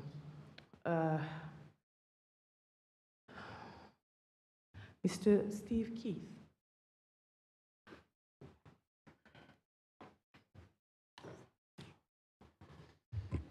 Thanks again. So we tried something, or we're trying something, and it doesn't seem to be working out as well as we'd hoped. It's important that we're open and we're honest, because the goal hasn't changed, obviously, and it's important that we're open and honest about perhaps where the missteps were and what's just not working. The gentleman who came up, there he is behind me.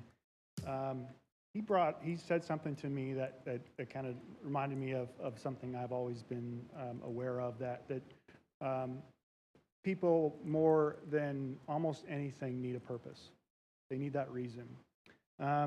He made some suggestions about in-house security, and there very well may be some issues that would keep that from actually happening, but incorporating folks within that encampment to take ownership of the encampment, thereby giving them some kind of purpose, something that they could be proud of, I think would be huge. One of the bullet points in the report I wanted to get to, I don't remember if she said it out loud, and perhaps she hasn't gotten to it yet.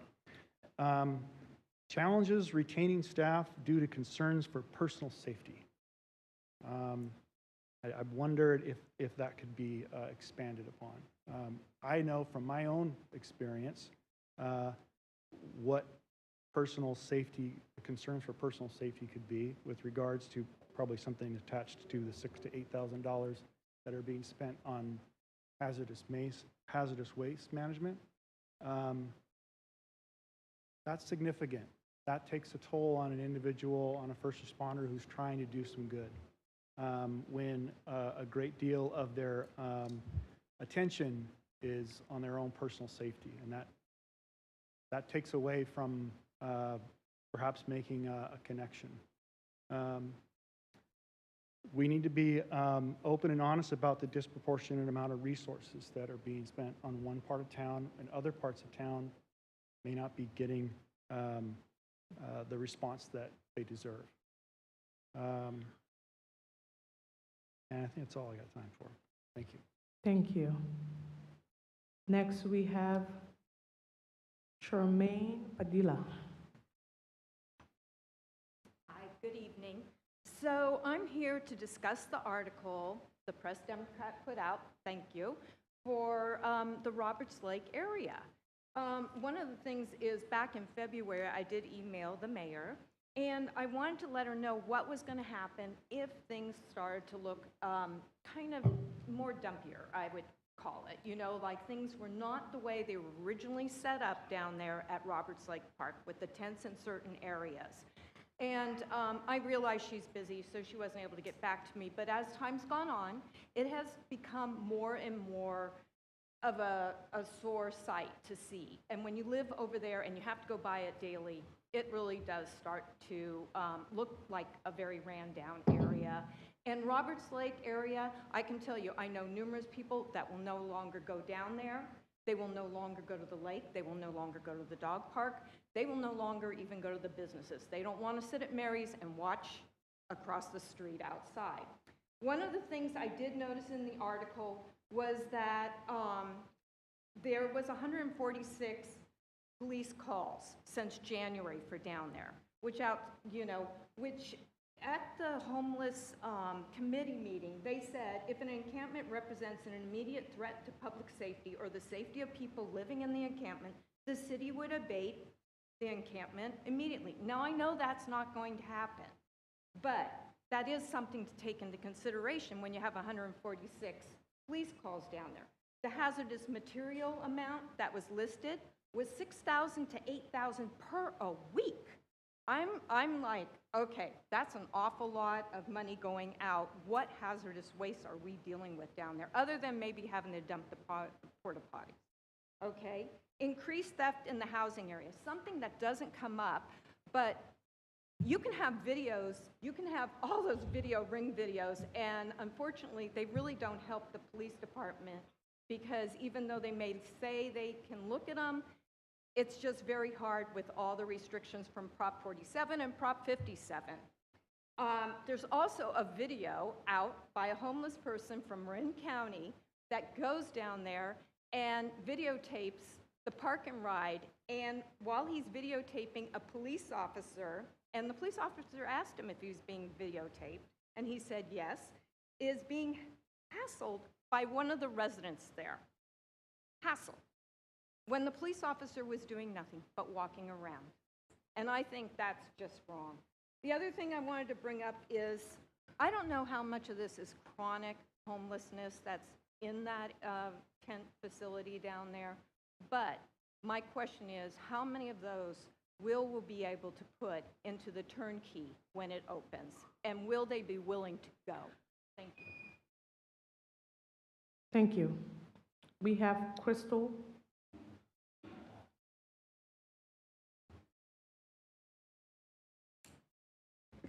Hello again.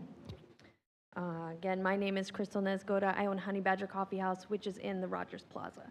And I just wanted to tell you guys a little bit about my experience as a business owner, as a business that opens at 6 a.m. when I show up totally alone. So when I first bought this business, we had our local group of unhoused persons. They were quite friendly, not scary at all. As the years went on with the fires and then COVID, we got more and more people. I will say that most of the people I have met have been pretty nice, but there are a handful of people that make our lives really difficult. I've had people come through my business threatening customers with knives. I've had everything I've ever left in my back patio stolen. I can't leave anything out there that can even be picked up, which is sad because it means I can't make it pretty. My my doormat was stolen. It's old. It came with the building when I bought the business. Like, I don't know who would want that. Just this morning, so today, just an example of the day. I got here at 6. In the parking lot, I saw prostitution. I opened my business. Not even 10 minutes after I opened, someone came in asking me to use the bathroom, to which I say I don't let anyone use the bathroom unless they're a customer. Anyone. A police officer came in and asked me if they could use my bathroom. I said, "You gonna buy something? No? Then you can't use it, because we're not trying to discriminate. We just won't allow." Then a little bit later, a whole nother person came in asking me for free stuff. I don't have anything free, I said, and then they started screaming at me. And then another person came in who wasn't even from that encampment, who's from Marin County, and tried to steal my plates, to which a really lovely person who is living in the encampment helped me escort this one lady out of my shop. So there's a combination of good people there and bad people, and also bad people coming in from other places that think that they can come in here and take a bunch of stuff. I have a lot of young people working for me because of the type of business it is, and most of them are too scared to work at my business, which is sad because it's a coffee house. It's a fun thing for like a high school kid to do, you know? But I can't employ these people because either their parents are worried for them or they have an experience with someone coming in and they get scared, so they leave. It makes things really difficult. So I do all the opening myself because that's the scariest times. Let me look at my notes really fast to make sure. Boo. Oh, just an example of some of the things I've found. Just last week, there was a whole rig left in our bathroom with blood and 2 syringes. My lovely newest employee cleaned that up. I told her don't ever do that again, but she was lovely and got a bag and like cleaned the whole thing. And yeah, so anyway, these are the things that we see. Thank you. Is anybody else in the public who wish to make a comment on these items?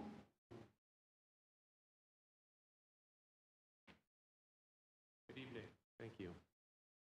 Mark Orloff, F-Section, Planning Commissioner. This is a very hard issue, I think, to undertake. There's a lot of compassion that needs to go into this, but I'd hazard that I don't necessarily agree that this is a fluid movement situation. This is an invitee situation. The city has invited these people to stay in the park and ride. Okay? Unfortunately, a lot of services need to go to these people in order to make their lives better. I don't think they have enough. The porta potties are an issue, I think. They're continuously dirty from what I can see. I walk the neighborhood. I live near there. Showering is a problem. I think, this is a city-owned property. And as such, I think under in California, a city owner has a non-delegable duty to maintain a safe premises. I'm not sure that this is safe. Not only for the people that live within it, the residents, but also for the people who reside, as Crystal has indicated, and others at Rogers Plaza. My wife, who operates the Chamber of Commerce, has to keep her door locked. She cannot keep her business open. She's called police when she's had people come in. This is a situation that has a lot of tentacles. I'm not sure that there's an easy solution. I'm not sure that the budget is enough. Somebody earlier had talked about under item 6A about Catholic Charities. I mean, right now, that's a minimal, that's probably the minimum. These people aren't being bused to the showers on Boris Court, as near as I can tell. I don't know how they get there once a week if they wanted to shower. People are sick. There's probably vermin and rodent problems in that location. And as somebody indicated, the park across the street is not being used. Syringes or otherwise. Had a nice fishing derby. It was well attended by public safety. I talked to Coley Williamson, who owns the Mary's Pizza here, and he's very happy if the city was going to put a satellite police station at Rogers Plaza with round-the-clock security. He thinks it's necessary. He is happy that there's budget for the building hardening program, and he's hoping that the city pays for that, and that's not coming out of his pocket. I think probably many of the other residents at Roberts Plaza feel the same way. This is a hard issue, and I hope there's a solution. You know, that's about all I have. But thank you. Thank you. Do we have anybody else in the public that would wish to make a comment? Hi.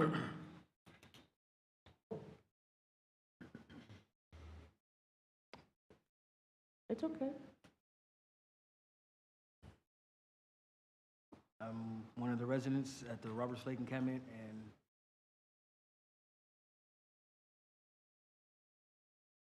I can just say majority of it, the people who are there are not bad people.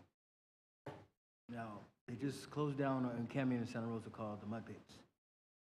Now, Santa Rosa is telling people to come here. Santa Rosa PD is telling people to come here, to come to Rohnert Park, go to the Roberts Lake. Rohnert Park is telling people to go back to Santa Rosa.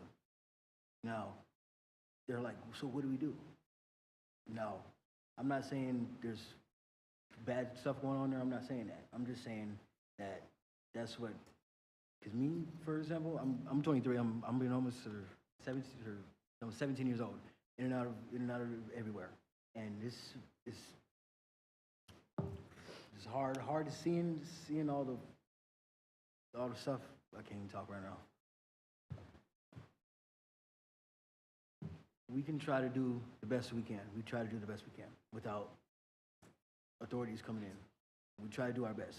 I'm gonna be there more because I'm so-called mayor, and I didn't know anything like this, but now I know.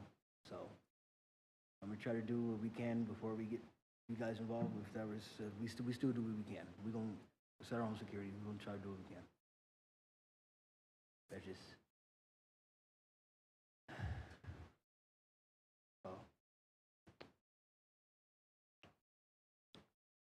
Thank you. I'm going to turn to my colleague. Thank you, Mayor. I've got a number of questions. Is this just going to be questions or questions and comments? You can ask a question and make a comment. Okay, thank you. So first, I think this item came before us on matters to and from council, and I support it coming to the dais to talk about, but I'd like to just spend a moment to recognize not only what the businesses are going through, but what the residents are going through in general. I mean, I get calls and letters and emails on a weekly basis, and it's from all over, you know, Jose Morales in D section, Pat Miller up in F section. I watched a video 2 weeks ago down on the Willow Glen Facebook page showing a gentleman with no shoes and torn clothes going around to Willow Glen residences and knocking on doors. And I've experienced this at my business in Somo Villages as well. Many of the things that that you're describing, I have witnessed as well. So I just wanted to kind of frame that a little bit because it's an issue that not only affects the businesses at Roberts Lake, but the whole area around it as well. And I'm very sensitive to that. I'm wondering if I could ask the city attorney to kind of speak a little bit about legally what we can do and what we can't do. And then I've got a couple of questions for Darren as well. Yes, thank you for that. As you know, as we've talked many times about, there is a Ninth Circuit decision, Martin versus Boise, which has said that essentially we cannot criminalize homelessness, that unless we provide shelter for those who are residing in an encampment, that we are not able to close down or eliminate the encampment unless and until we find shelter for each of the residents. There are additional restrictions that have been put in place due to COVID. However, there are regulations that we have adopted that deal with some issues. We have also begun, certain abatement proceedings in Roberts Lake in particular to try to address some of the secondary impacts associated with the encampment and to assist in their actual health and safety for the people who are occupying the encampments. But there are serious legal constraints on our ability. There have been numerous injunctions, not involving the city of Rohnert Park, but involving neighboring jurisdictions, Petaluma, Novato, that have indicated that judges, when those cities have tried to address closure of encampments, they have been halted. There is clearly a feeling among the courts, and to a certain extent among the district attorney's office, that prosecuting criminal violations of those who are unhoused is very difficult to prosecute. So what we have been doing to date is to try to address the conditions at the encampments. And, as I said, we are in the process of doing whatever we can legally to better the situation, not only for the people who are living in that encampment, but also for the neighboring businesses and residents. We are doing, and I will say staff is doing a yeoman's job with the tools that, frankly, my office has said, these are the tools you can use and no more. So I believe that staff has done, a phenomenal job with actually rectifying the situation in part at Roberts Lake, but primarily throughout the city. There were, numerous encampments throughout the city that, using the tools at our disposal, legal tools that are at our disposal, have actually been able to close a number of encampments. The issue with Roberts Lake, however, is that a lot of people have, whether it be from Santa Rosa or from closed encampments in the city of Rohnert Park, have congregated in Roberts Lake. I can answer any additional questions if you want more. Yeah, no, I really appreciate that backdrop, and I'm wondering if we could build on that with our city manager and kind of talk about what we have done, for instance, with our urgency ordinance with regards to the wellheads and some of the other actions that we have taken. And I believe that you have a slide, or at least you showed me a slide, showing the number of encampments that existed in 2019 versus the number of encampments that we have today. And I was wondering if you could share that as well. Talk a little bit about that. Yeah, so Mayor Grace is projecting a map of Rohnert Park, and there, since 2019, I think we counted 80 different sites around the city that have been abated. And at this point, there are 3 active encampments that we know of. 2 on Heimbach Creek on either side of Commerce, and 1 large encampment at Roberts Lake Road Park and Ride. You mentioned protecting the wellheads. That the council adopted an ordinance that we really don't want people camping on top of our well sites, blocking access to our well sites, to protect water quality in Rohnert Park for good reasons. And at the council's direction, one of your priorities was to provide services to the unhoused. And so we have really ramped up a couple of different programs. One is outreach programs. The way to get people into housing is you got to know who's out there, what their needs are, and then offer them housing. But then we have to have the housing to put them in. And if you think about, well, if we could build housing for the 300 people in Rohnert Park, it's $150 million, which we don't have. If the county of Sonoma and all the cities wanted to house the 3,000 people, I think it's $1.5 billion, which we don't have. But in the meantime, we're putting our money towards leasing apartments for people that are unhoused. And, we provide those statistics. We put them on our website of how many people we have housed, how many people we've helped find a shelter bed that works for their needs. And we're going to continue to do that. And that's what the contracts that you approved earlier tonight are all about, is really expanding those programs. There's also a number of people that we have helped that were sort of falling into homelessness, and we got them through our rapid rehousing program to not be homeless. And so there's a number of cases where we've avoided people having to turn to the streets. And then we also have a program where we are trying to keep, we have a lot of seniors in Rohnert Park that are in homes that they're having a hard time affording due to inflation, increased taxes, other life events. And so we're trying to help them stay in their homes and help, other folks find a home. And so we've done some matching through our share program of people can age in place in their home and then have somebody that possibly can provide some services to them, drive them around, things like that. And it's a matchmaking program, and so it's two people that are suitable for living with each other.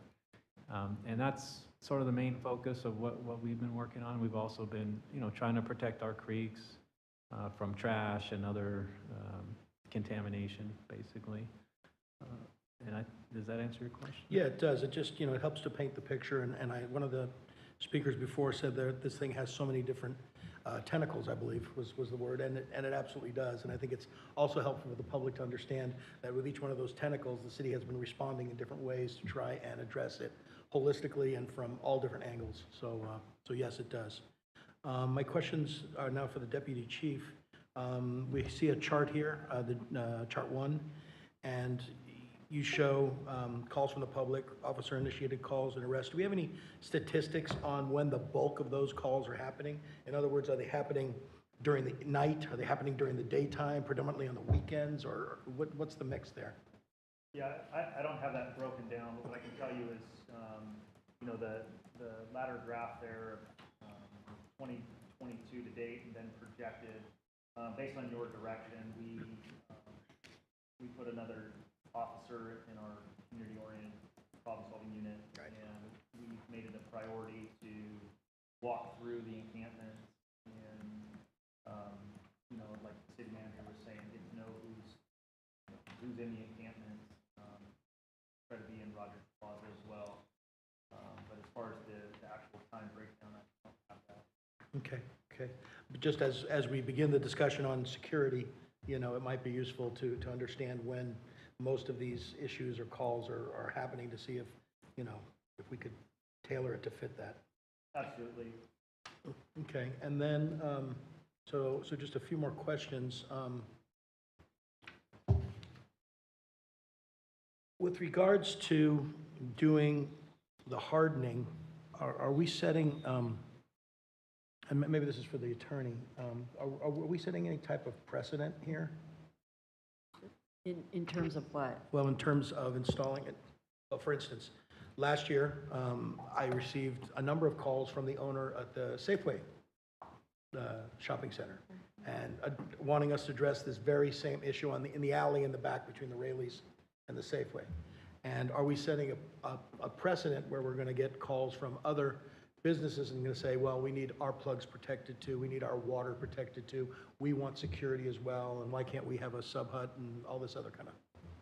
Well, I will say that if we are treating people differently, yes, the people who are similarly situated, that's a legal term, but if there is a business owner who is similarly situated to another business owner, and we're providing benefits to one business owner and not to another, then that could be of legal concern.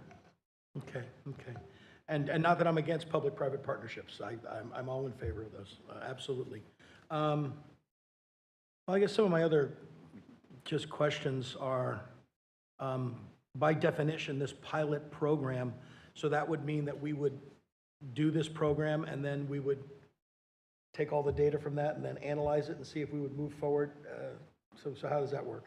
Yeah, particularly the dumpster locks are a technology that we would like to explore with commercial and multifamily residential property owners for a lot of reasons, including helping us comply with various permit requirements of the city. If we're able to pilot that program in Rogers Lake and document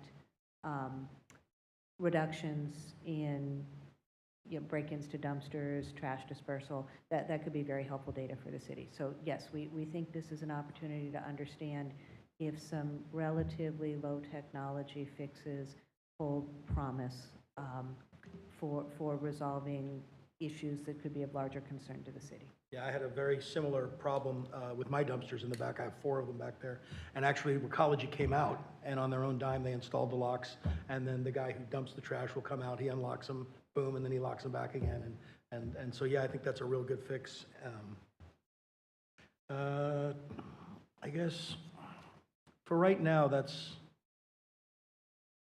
all that I have, and I'll leave my final comments in a little bit. Thank you. Thanks. Can you go back to the screen where you actually have the 3 things that you're asking us about? The first 3 things we're asking you for, Yes. and there are 3 other After this, yes. 3 other items that we want to at least discuss with Okay. council.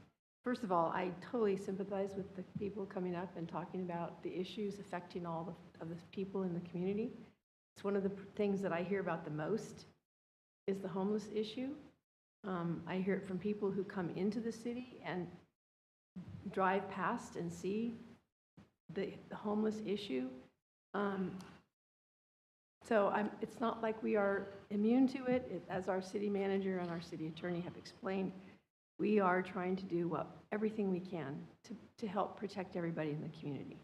As far as the recommended actions, building hardening program, I don't think we should be paying for that. That belongs to the landlord and the owner of the property to be doing that. I don't think we should be setting any kind of precedent like that. I definitely think that's their responsibility. Other shopping centers have done this kind of stuff themselves. They've also hired their own security and have this going on, and I just don't think that we should be doing this. I think the fence hardening and the dedicated public safety overtime, absolutely. That's ours. It's our property. We should be doing the fence hardening. It's our public safety officers, and we should be paying for that for sure. And I think we absolutely should do that. But I don't think the hardening program should be ours. It should be the landlords, the owners of the property. Thank you. Vice Mayor? I'm going to have to agree with Councilmember Stafford on the building hardening program. I think this is just so layered, and it's difficult because as a granddaughter of a business owner, I hear you and I understand you, but I also hear our residents in the encampment, and it sounds like you guys are trying, and it is difficult when, I think someone said earlier, kind of moving sand, right? Like there's just so much, but I am concerned about the precedent that will set with other businesses throughout our city, and the cost to the city of that, not just us, but our taxpayers. I think that's the one point that I would say, I think, I don't know if we revisit it, rework it, but I don't know that the city should take that on completely. Thank you, Vice Mayor. And again, I sympathize with everybody that is affected by this, the business owners, the unhoused people that are trying to find a place to stay, and everybody else, our entire community. But I have to agree with my colleagues. If we set the precedent of taking care of buildings, that is going to be a problem for the future, because other businesses are also affected, and they will come to us and say, well, you help them, why aren't you helping us? Our city is known for, we are a friendly city, we are business friendly, and I will have to agree that the fence part, if the city will take care of it, that will be on our part. And also to have public safety over there. But what I will have to add about the public safety, and I know they've been doing a great job. I went myself to see what they've been doing there. And the stories that I heard from the people that live there, the people working with them, and also I didn't go to all the businesses, but some of the businesses there. It is true there is a problem. But if our public safety, there was a gentleman that talked here, he said, I put it on my notes here, to have an in-house security, that will empower them even more to keep those that are bringing disruption to create even more. And I will encourage our public safety that have been working with some of them already to really take into consideration when you go and do security, to really empower them to take care of their own. Because when you empower someone and they feel proud of the place they are, they will take care of it themselves. And the fencing part, I will agree, but to have to spend the whole $200,000 just for that, I don't think that would be wise. For the building, like one of my colleagues said, that is for the owners to take care of it. We have one of our council members that is a business owner that have been taking care of the same thing. He's been dealing with that as well. So I think on that point of precedent, I will say, I will agree with my other colleague that the fence hardening and the dedicated public safety over time, it's okay for us to do that, because I know that if another business come today, we are not going to go into his building. They will have to take care of their own property. But anything that concerns the city, yes. And on that, I will go with the two last, but not the first one. Thank you. Yeah, just a couple more comments, if I might. Yes, I am in favor of the fence hardening. I was out there today. I saw the holes in the fence. It was obvious. But I also want to applaud, the SAFE team was out there today. There was a woman who was on the ground and obviously in distress, and they were helping her with her possessions, and they were giving her waters, et cetera, and they were supported by 2 public safety officers. I think the situation is acute enough at that location that it warrants some type of security. And I know that we ran some numbers on 1 security guard, and I believe it should be on the city side of this, not at the Roberts Lake side of it. I think there should be some type of a security. And that's why I was asking the question before about when most of these calls are happening, for quicker response time, et cetera. I think having some type of a security guard at the Roberts Lake encampment would help. Hold that thought. Okay. So, all right, I think that's... So before we leave this, I think what I'm hearing is, as direction to staff, is do not pursue the building hardening program, but pursue the fence hardening and dedicated public safety overtime. Yes. Of these 3 options. Yes. Yes. Okay. And moving on, just to set a little broader context,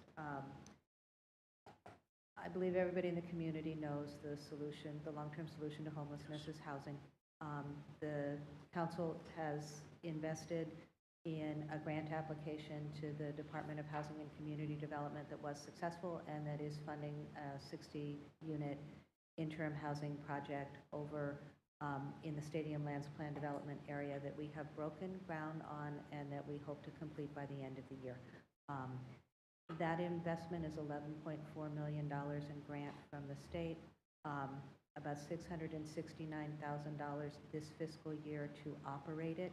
You have authorized development services with a homelessness unit budget of almost $3 million this year. $250,000 of that is staffing. That is our dedicated homeless services staff and our dedicated code enforcement officer. We're spending about $1 million on services contracts that you just authorized, and the remainder of that is really intended to budget for the operation of our interim supportive housing project. So it's within that context that we're bringing these next 3 potential solutions to you.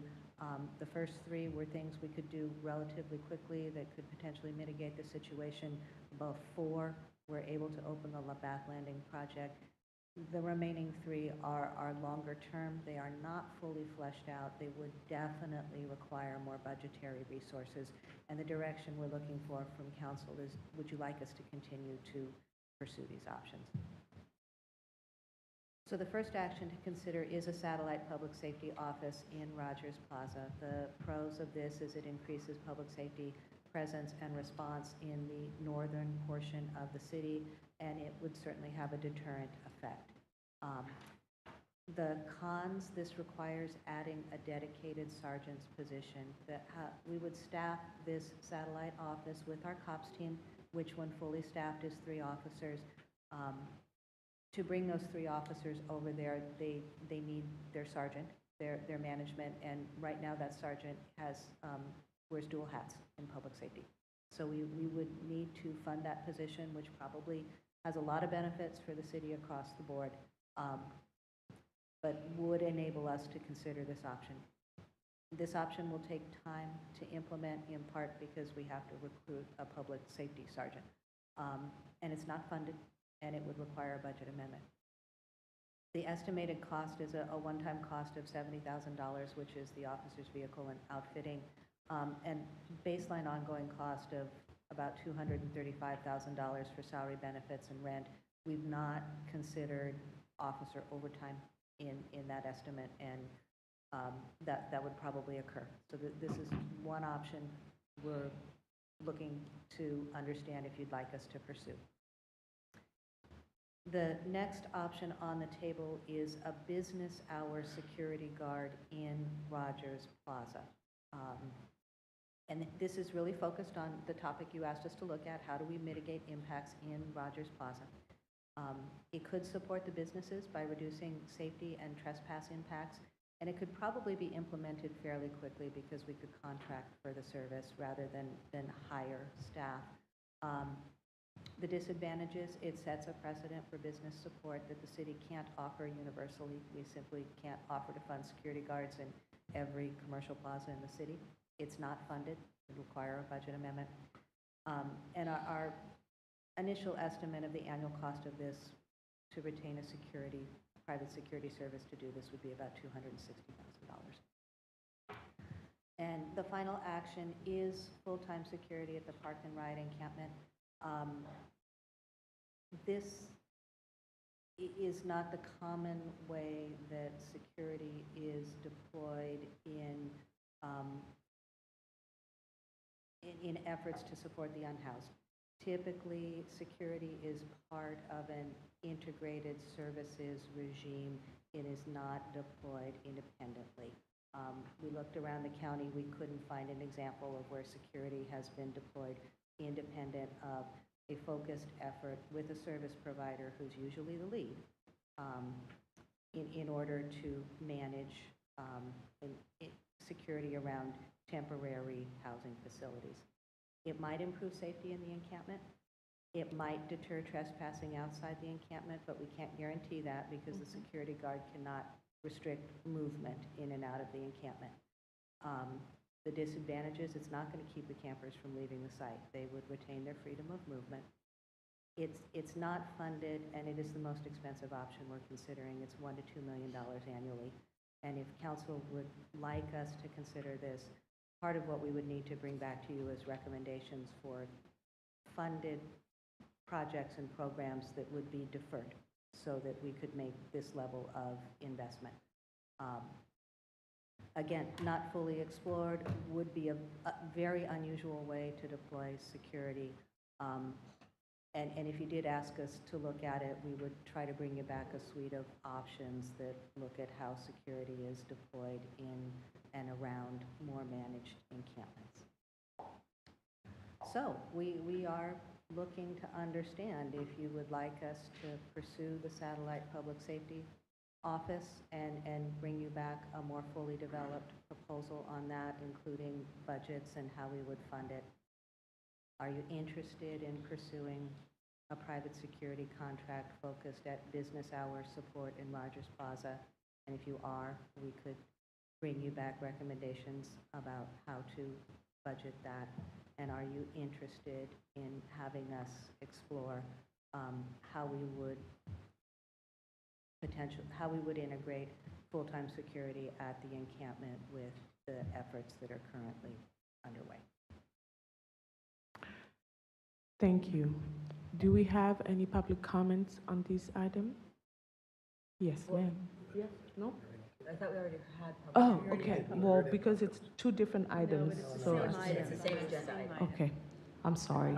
We're just finishing. Wait, that's finishing, okay. It made it seem to me that there was two separate items. Okay. Yes, ma'am. Yeah. With regards to pursuing the potential of a public safety satellite office in that area, I'm in favor of that. I'd like to take a look and see what that looks like. If it cuts down response time, that would be wonderful. And if it helps the residents in that area and the encampment, then I'm all in favor of it.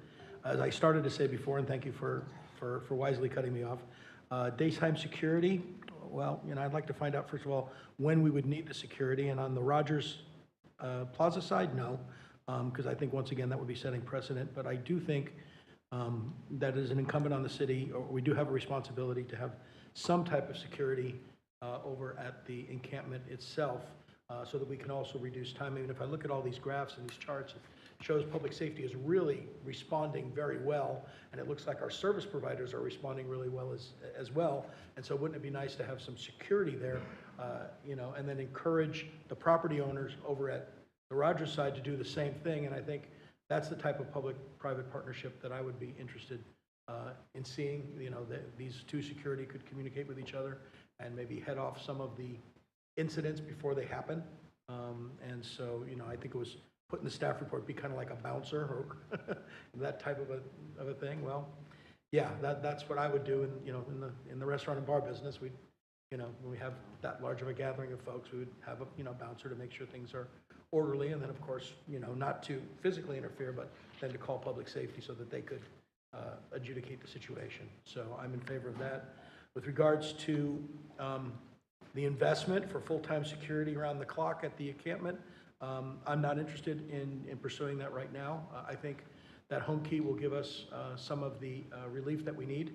And I think that our balanced approach, trying to get people into supportive services, trying to keep the encampment contained, and trying to keep it running relatively smoothly, I think that's the direction we should go in. And yeah, so those are my positions on all three of those. Thank you. So I think that a satellite public safety office is warranted. I think that would be a deterrent, as you showed us in your proposal here. It would also help public safety with another sergeant in charge of another unit that can help do a lot of the work that we need over there. Plus other things, not just totally dedicated to that, but definitely dedicated to helping in that area. Quick response, I think that's a great idea. The cost is not outrageous. A daytime security guard in Rogers Plaza, again, I think that's up to the owner of the property, the landlord. The owner of the property needs to put a daytime security guard if that's what, I think that's a great idea for them to pay for and do. And full-time security in the park and ride encampment, absolutely not. $1 to $2 million for us to adjust other things in our budget to accommodate that is, we're adjusting so many different things to pay for homelessness that I just cannot agree to spend that much more money on something like that. If we have a site at the Rogers Plaza, we have a sergeant, we have a cops unit, or whoever we have there, that's the response time is going to be just as good as having somebody walking around the park and ride. I just don't think that's really a reasonable expense and I don't think that's going to help anybody. And not to be disparaging of security guards, but they're not all great. Some of them can be good, some of them can be not very good at all. So that cost is ridiculous. So no to that one. Thank you. Vice Mayor. I am interested in the satellite public safety office. As Councilwoman Stafford said, you know, it's not just for the encampment, they can provide more. It really assists our department with how much is really asked of them. I do agree, I don't know if the businesses want to get together in terms of if they want a security guard, but I just can't seem to justify for myself utilizing our city's funds for that. And I also agree 1 to 2 million annually that's essentially just over 2 public safety officers as well. So from just based on this proposal here, right? So I'm more interested in that first one of the satellite public safety office than the other 2. So I have a question for clarification, because a few minutes ago, I said yes to dedicated public safety overtime. Is that something different than what we are doing with the mitigation here? Yeah, so the overtime is also would be for, if there was a satellite office there, it would still be for if we needed other hours for dedicated patrol, so for foot patrol. You know, I think as Councilmember Giudice said, although that office will be there, there will also, that team will also be dealing with other issues in the community. Mm-hmm. And so this would be to have the budget to continue focused on the priority for the unhoused. So that $30,000 will come out of the $70,000, or it's gonna be, because we are, Yeah, I'm trying to make sense to all of those. Let me clarify here, because these are 2 different issues. Right. Right now, we do not have a full-time sergeant for the cops unit. As a result, public safety is soliciting volunteers for additional overtime to help fill the gap. And that $30,000 would allow us to fund that ongoing effort. It's very near term. It could help basically plug the gap till we were able to make a hire. So we need both. We need near-term overtime budget, and long-term, we need to increase the staffing in public safety. Okay, so my follow-up question would be, if we have that satellite there at Rubber Lake, is that the officers will be able to also go to different encampment, and it will be the same work? So it's not just for Rubber Lake, but it is also for other encampment. I'm talking out of turn here, but yes, the cops is a full city resource.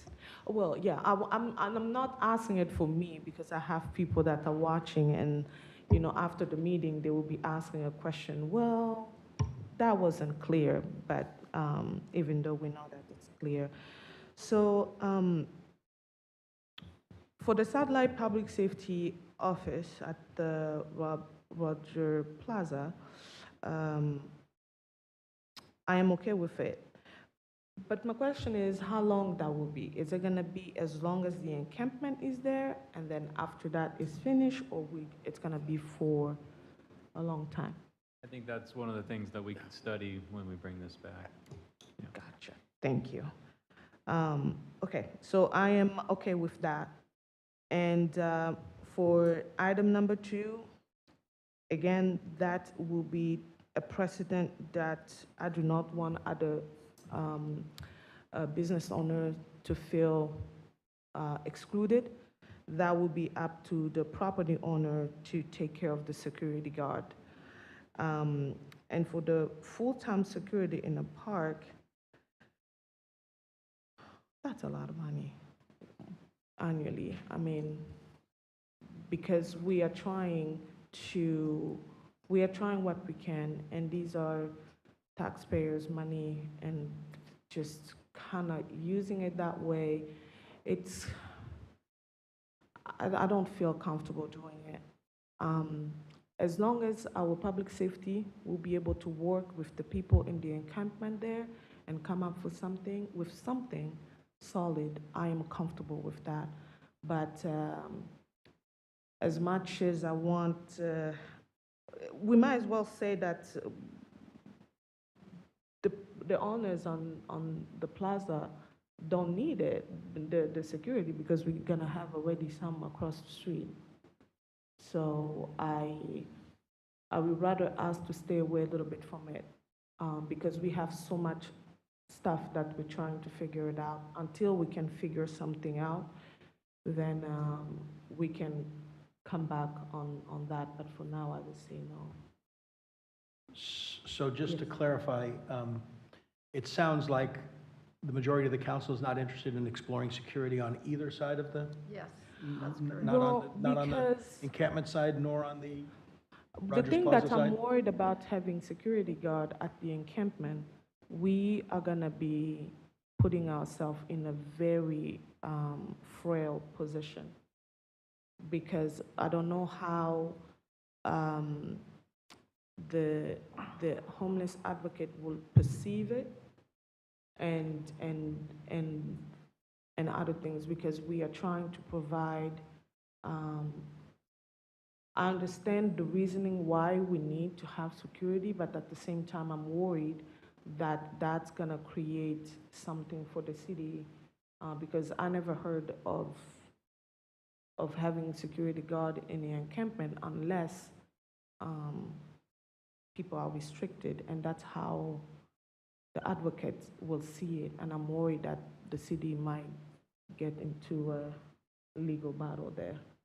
Well, I guess my concern is that to study moving a field unit out there in the area, is there going to be a long-term type of a situation? And so, you know, as a kind of an interim solution to hasten response time and to address issues, you know, the thought of possibly having a temporary security guard while we segue to that larger security issue might be beneficial to not only public safety, but to the residents. You know, when I toured, and I know this is not apples to oranges, but when I toured Las Colicos with the mayor, I was struck by the interaction between the security team and the residents in general. They knew each other's names, they broke bread together, they were able to respond, and they got to know them. And so I'm just wondering if any of my colleagues would be interested in at least maybe the city exploring the potential of having a security guard over there. And I understand if I'm in the minority, but I'm not interested in throwing that, it out because I there. don't want to start spending that kind of money. We're already spending millions and millions and millions of dollars on homeless, and I'm not interested in doing it. We will get this up to speed quickly, and I'm just not interested. Well, it's either we choose one thing or the other. Either we put our public safety there and not the security guard, or vice versa. Because when we went to Las Colicos, there was no law enforcement there. And if that is something that will be at the, what they call? Labath, that will make perfect sense, because that is the environment that they were there. And so if we will come back and revise it for Labath, that will make more sense. No, I was just thinking about an interim assistance to help, you know, direct traffic out there, because right now it's a little wide open, as has been, you know, told to us by the residents and by the businesses, et cetera. And so, yeah. Hey, if I'm in the minority, I'm in the minority. I get it. Yeah, $2 million annually. No, I'm not talking about $2 million. Let me clarify. I'm not interested in the $1 to $2 million annual. I was talking about a specific daytime, like was being proposed for the Rogers Plaza side. Okay. A guard that would be at the encampment And that's why I asked the question about when were most of the incidents happening, if this would be an overnight guard, if this would be a Monday through Friday, 9 to 5 type of a guard. And I believe the price tag on that was about $260,000. Am I not mistaken?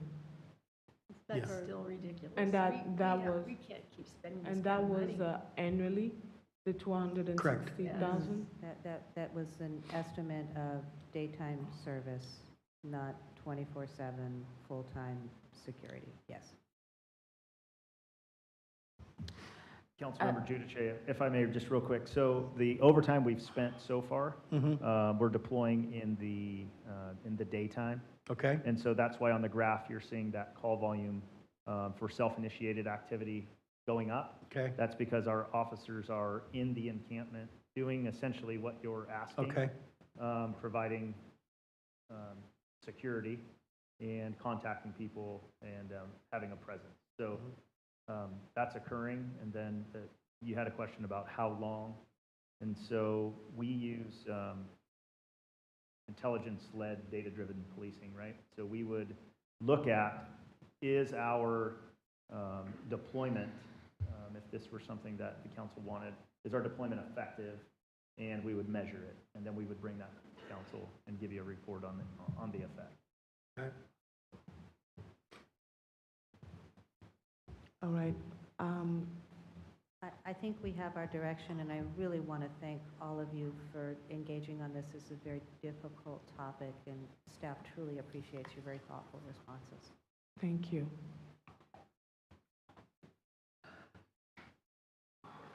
Mayor, I will ask Councilmember Hollings for that. Yes. And I would like to take a 5-minute break. Elizabeth?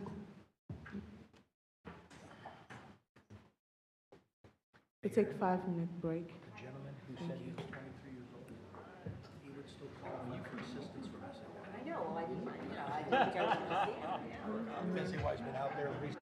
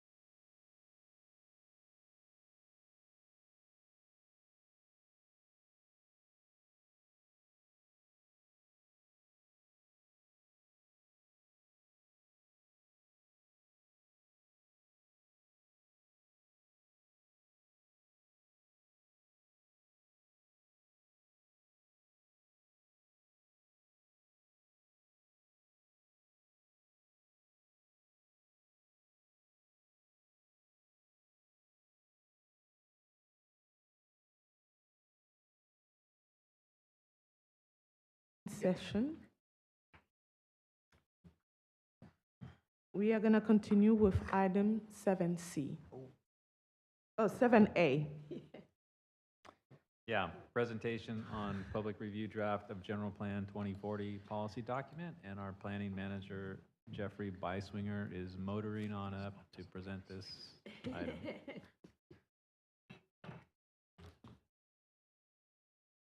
Welcome back. Thank you. I've had a chance to completely rework my presentation. Shorten it. Yeah, shortened it, yeah. Anyway, thank you, City Manager Jenkins, Mayor Elward, and City Council. So today, I'd say I'm going to present just a crib notes version of the general plan, just to give you a kind of a real brief overview of what it's all about and where we're at in the process. And I think, with the previous item, it's kind of, actually one thing I was doing while I was waiting was, it was interesting when you take a short, maybe not a short term, but a kind of an acute issue where you're very reactive, like homelessness, and then you look at a general plan, it's kind of more of a long-term kind of vision, but there are relationships to those two, and you want to have a good kind of policy framework for when you're addressing issues such as this, so that you can more adeptly react to it, I guess. So there is some kind of relationship between the general plan and some of these other issues. And then, so one thing that what the general plan does, it expresses the community's vision for the future, and it gives you kind of the city's blueprint for decision-making. And that blueprint, historically for general plans, has kind of been the land use blueprint, what your zoning is based on, but it has kind of expanded and morphed over time to include, of course, housing and climate change and environmental justice and all these other issues that have come up. So it's a lot more comprehensive now than it has been in the past. And then one example of, and we're still implementing the 2000 general plan, and one kind of good example of where the 2000 general plan kind of paid off in recent times is, I think, growth management was the big issue back then in 2000. And there was an effort to establish the urban growth boundary and also put growth management in place. And so when the growth management, or when the urban growth boundary came up for a vote in 2019, it passed easily because, the battle had already been fought back in 2000. So there's a good continuity or continuum of the general plan policy that we can kind of continue to roll over as the city grows. So we are currently at this phase in the project, so we're almost to that adoption phase. We're going to be stuck in that blue bubble for a while. The EIR takes a little bit of time to complete, and we're in the process of finalizing that, and then we have to send it out to a lot of state agencies and regional agencies for review and public comment. Send it to HCD. So there is a little bit of more time that we're going to have to spend in that blue bubble till we can get to that adoption phase. But we're still hoping to adopt the general plan either very late this year or early next year. So this is just a quick snapshot. Down in the left column is the chapters of the general plan. And so we're dealing with most of those in General Plan 2040, and then there's a separate effort to update the housing element. So we're carrying over the housing element from the 2014 to 2022 period, and then we'll either be adopting that along with the general plan, or we'll be adopting the housing element, the new housing element, and then rolling that into the general plan. But they're independent projects, but they will eventually get combined when they both get separately adopted. So we've done a considerable amount of public outreach, and we plan on doing some more before we get to the adoption point of the general plan. Just to quickly go through each chapter. The first chapter is kind of establishes the vision and the overall framework for the specific plan. This would be a good chapter for someone to pick up if they didn't know very much about Rohnert Park. They could pick up this one chapter and get a pretty good overview of what Rohnert Park's all about, and what are some of the focus areas within the community that where growth may be concentrated in the future. Just a couple of images on here is, what could Soma Mountain Village look like? What could Northeast Pacific Plan look like if it were to be annexed and developed as a specific plan? And then kind of the whole Rohnert Park Expressway and the different areas along Rohnert Park Expressway. Racial, social, and environmental justice is the first chapter. This is environmental justice. We are required to address this by state law. And what this is a real focused look at the environmental contaminants that may exist in the community and how that relates to disadvantaged communities and our disadvantaged communities being overly impacted by these environmental impacts. So in Rohnert Park, that's not a real large concern. And this graphic on the right kind of shows where some gas stations have been located in the past and some more heavier industrial uses. So we've done our due diligence and we've looked at this issue and we're addressing it in our general plan. And then earlier this year, or last year, we decided to expand environmental justice into racial, social, environmental justice to kind of have a more holistic approach. And so this is what that looks like. So now we have 3 sections: racial and social justice, environmental justice, and civic engagement. And the racial and social justice part does have some overlap with the homeless issue. We do have some policies in there that support social and disadvantages, programs for social disadvantaged communities, a crisis and homelessness response model, safe and sanitary housing, etc. So there is some policy framework in that helps us with that particular issue. This is an example of how the general plan overall works. This is just in the environmental justice section.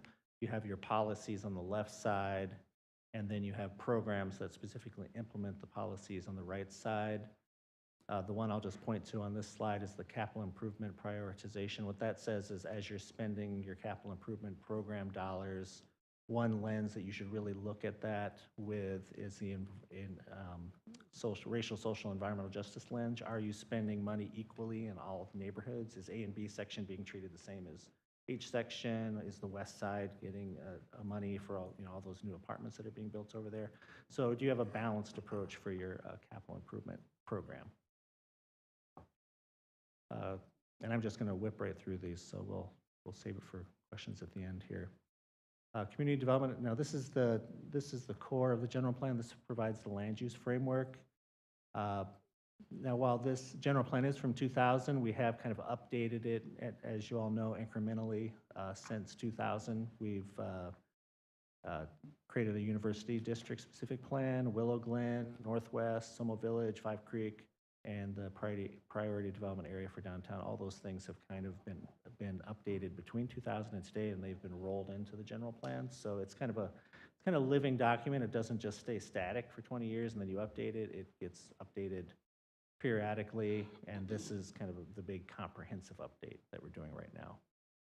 So the brand new things that are in this version of the general plan is the business park designation. This is where we're going to kind of tinker with our industrial land uses and some of our land uses that are on the west side and then also in the priority development area to kind of better attune those to the new business climate and to go with more of a business park strategy to try to get some development occurring in those areas.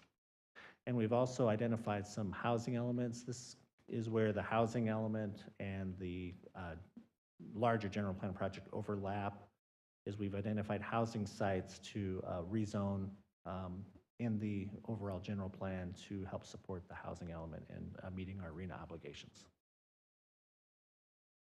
So growth policies, this is also in the community development element. This is what I mentioned earlier. This is also where we have some strategies for downtown Rohnert Park, which is a current focused effort of ours.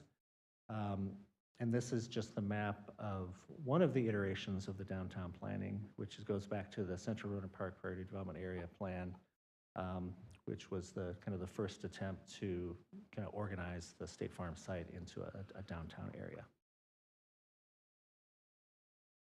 Economic development elements. This is I just have a graphic. One, this relates to the business park designation, and kind of a big idea for this chapter is to how do we capture more jobs internally in the city? And so that's why that graphic on, it'll be interesting to compare this data with data in 5 years to see if it's changed at all because of the new economic environment that we're in.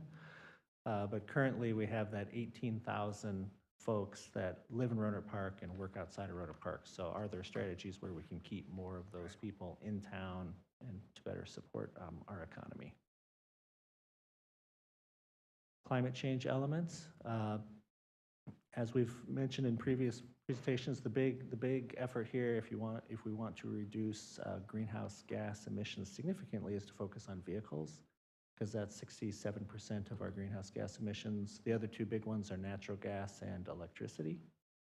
So policies that help reduce those GHG emissions will help address the impacts of climate change. The other element of climate change is how do we respond to the climate change impacts. And so these are the areas that are a result of climate change. Higher temperatures, more frequent droughts, and then also more intense storms. So we don't get as much rain, but we get a lot of it when it does arrive. Wildfires and flooding. And here's an example of a kind of a policy that addresses climate change just in terms of EV charging stations. Circulation element. This is there's a lot of maps in this element because we look at the roadway system. Is the roadway system adequate to accommodate all transportation? Has a really good transit map, and then a bicycle and pedestrian map. So it kind of tries to focus on all transportation modes. One big change that's related to transportation, which has occurred since the 2000 general plan, is a focus on vehicle miles traveled. And this is the basis for our environmental impact report, which is different than the one that was done in 2000, where there's more of a focus on the right image, which is accessibility. How do people get around within certain areas on all modes of transit, not just cars? How do they walk, bike, use transit, or drive to get to places effectively? Whereas the previous paradigm was more on level of service, so it really focused on how quickly can you move cars, and pretty much cars only through the community. And that's also related to our greenhouse gas reduction goals. The more that we can focus on VMT reduction, the more we can help with the greenhouse gas reduction. Also related to that is Complete Streets.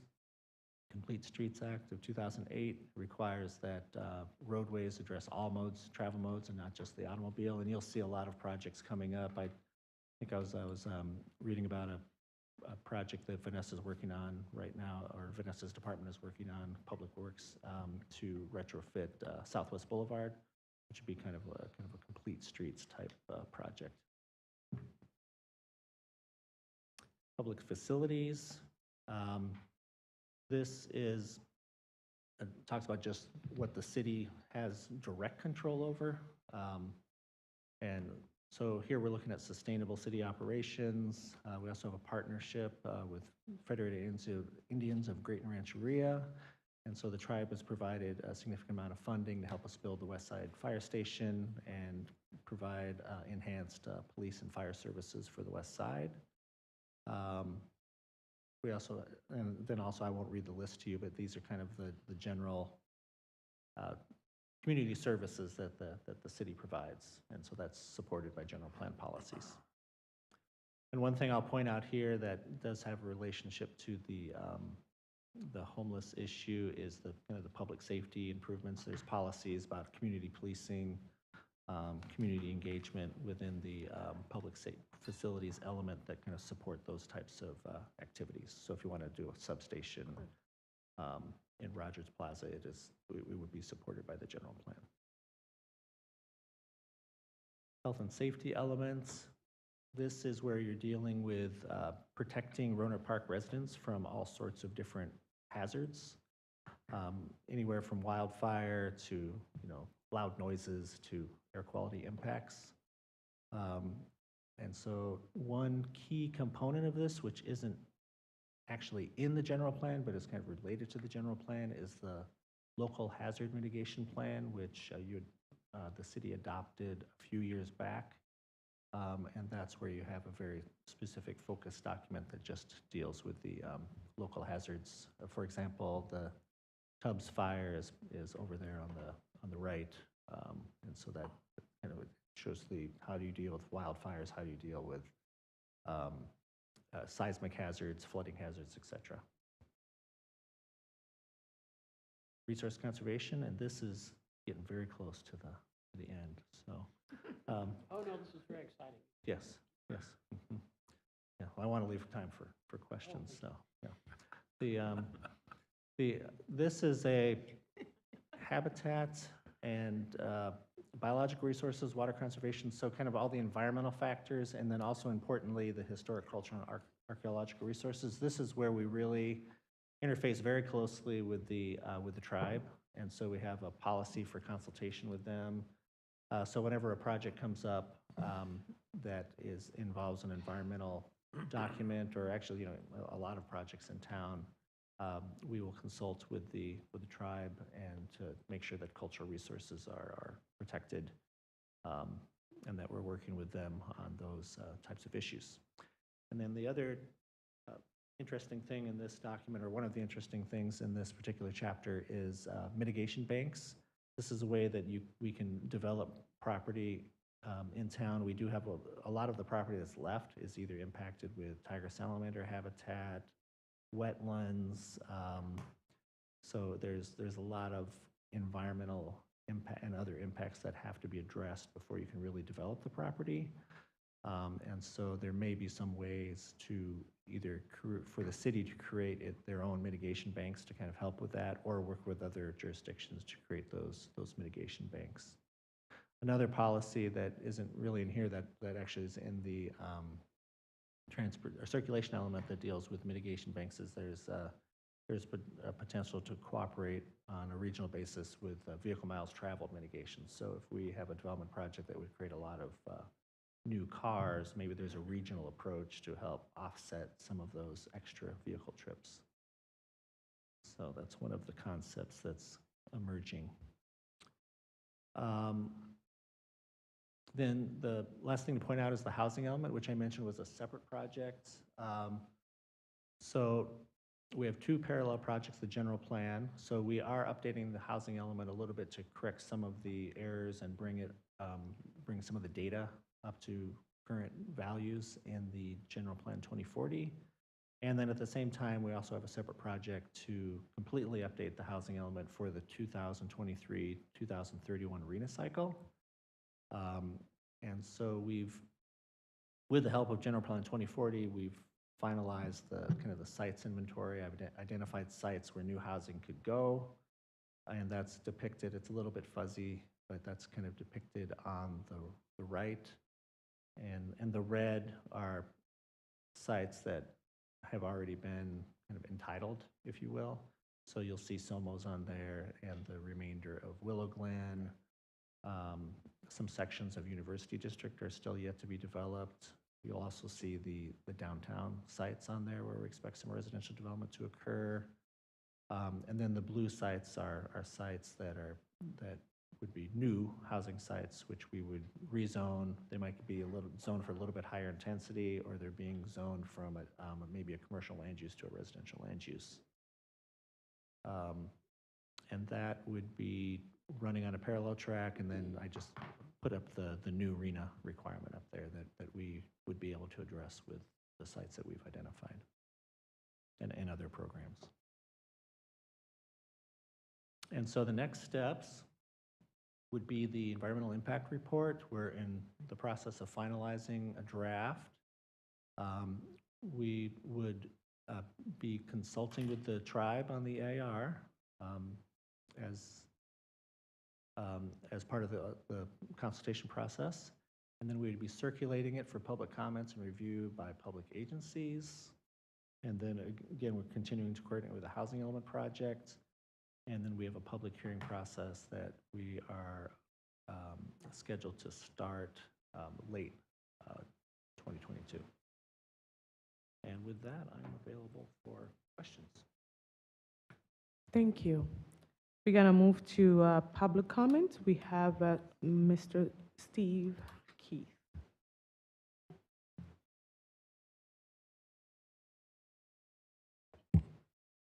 Thank you once again. Another huge report, 273 pages, I must confess. I did not swim through that myself. I had an opportunity to do as I did to get through high school and kind of skim through it and jot down some notes.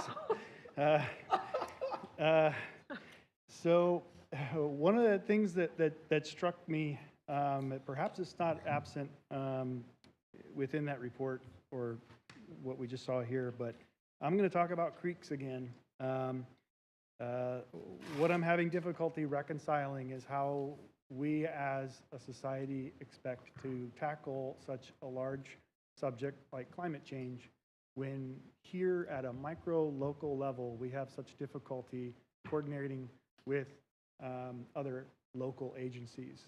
The managements of the creeks have been an issue for quite some time. Who manages what section of the creek? I go on walks twice a day, and just going from the creek down the berm to the lower trail, which is a microclimate in of itself.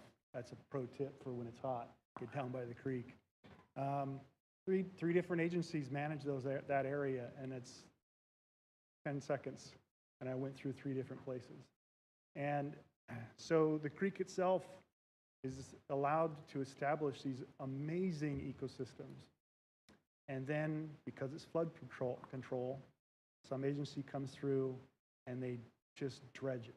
They just destroy it. And there's all kinds of native and naturalized species that live and flourish in those areas, and they get periodically destroyed.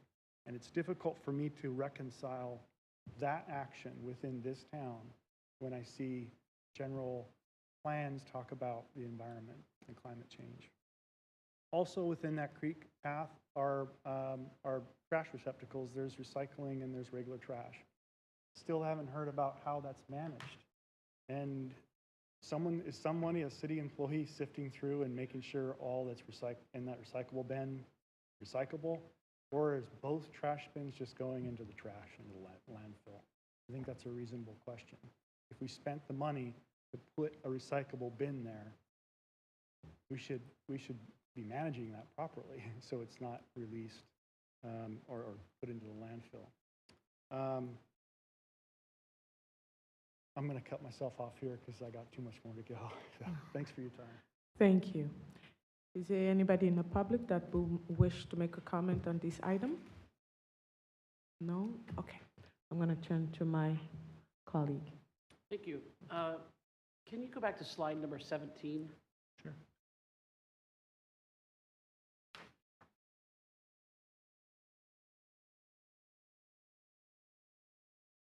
So this slide shows the number of people who work in Rohnert Park and live outside, the number of people who live in Rohnert Park and work inside, and the people who live in Rohnert Park and work outside. Yes.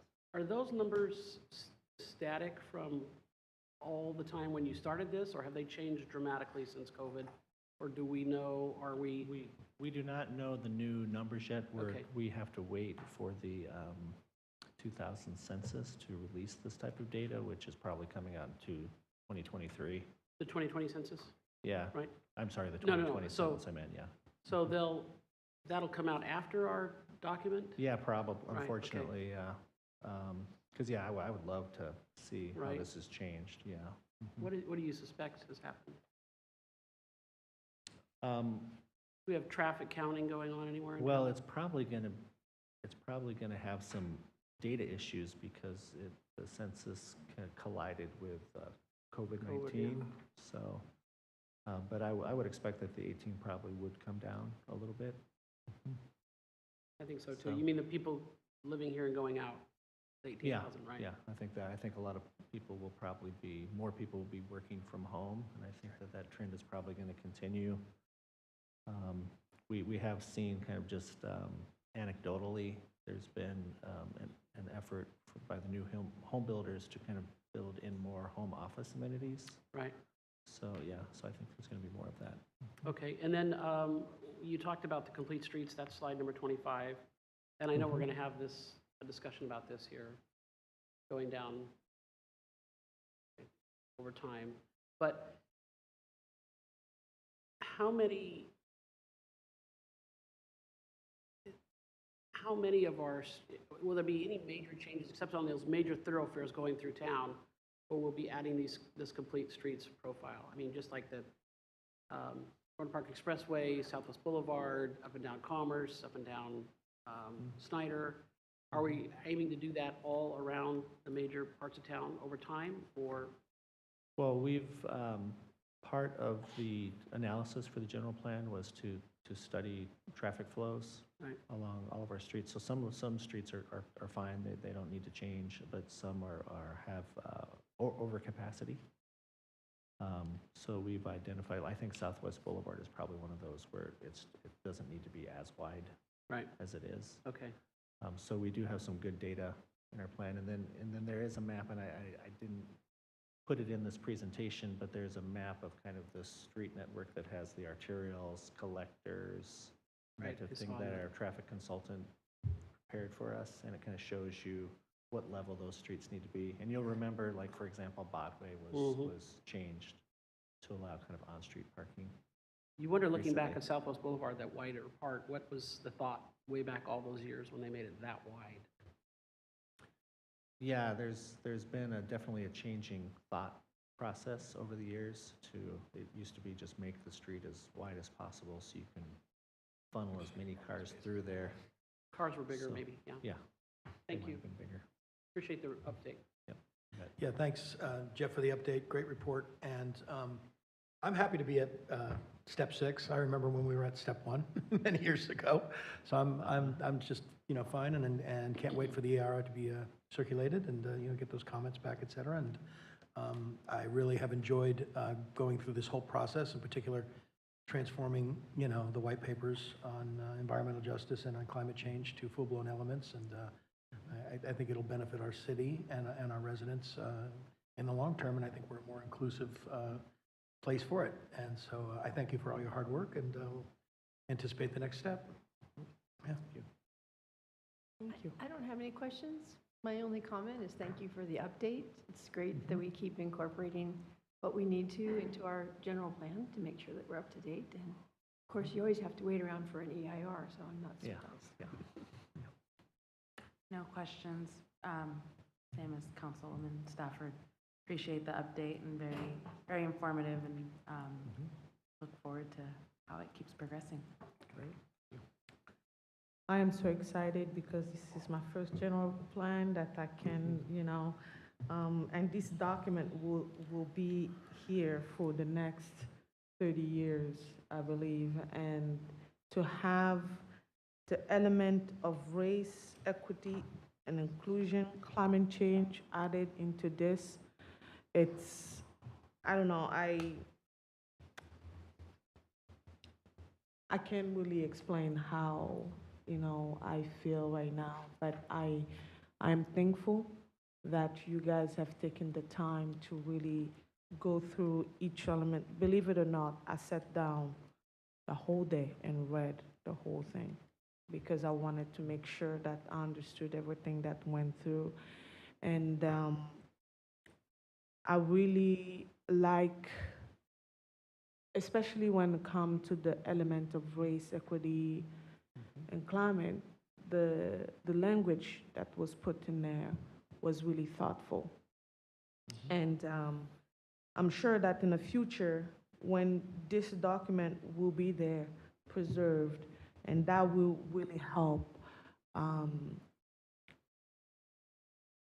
the people, the whole city, I would say, and especially the people of color in this city will feel included into this document. Because, like I said, the language, the way you guys took time to really write about and think about every little detail, it really speaks loud about our city. And I don't recall another city having to implementing the way we implemented everything in our general plan. I am proud to really see that our city is going above and beyond to create this document for the future. So thank you. All right.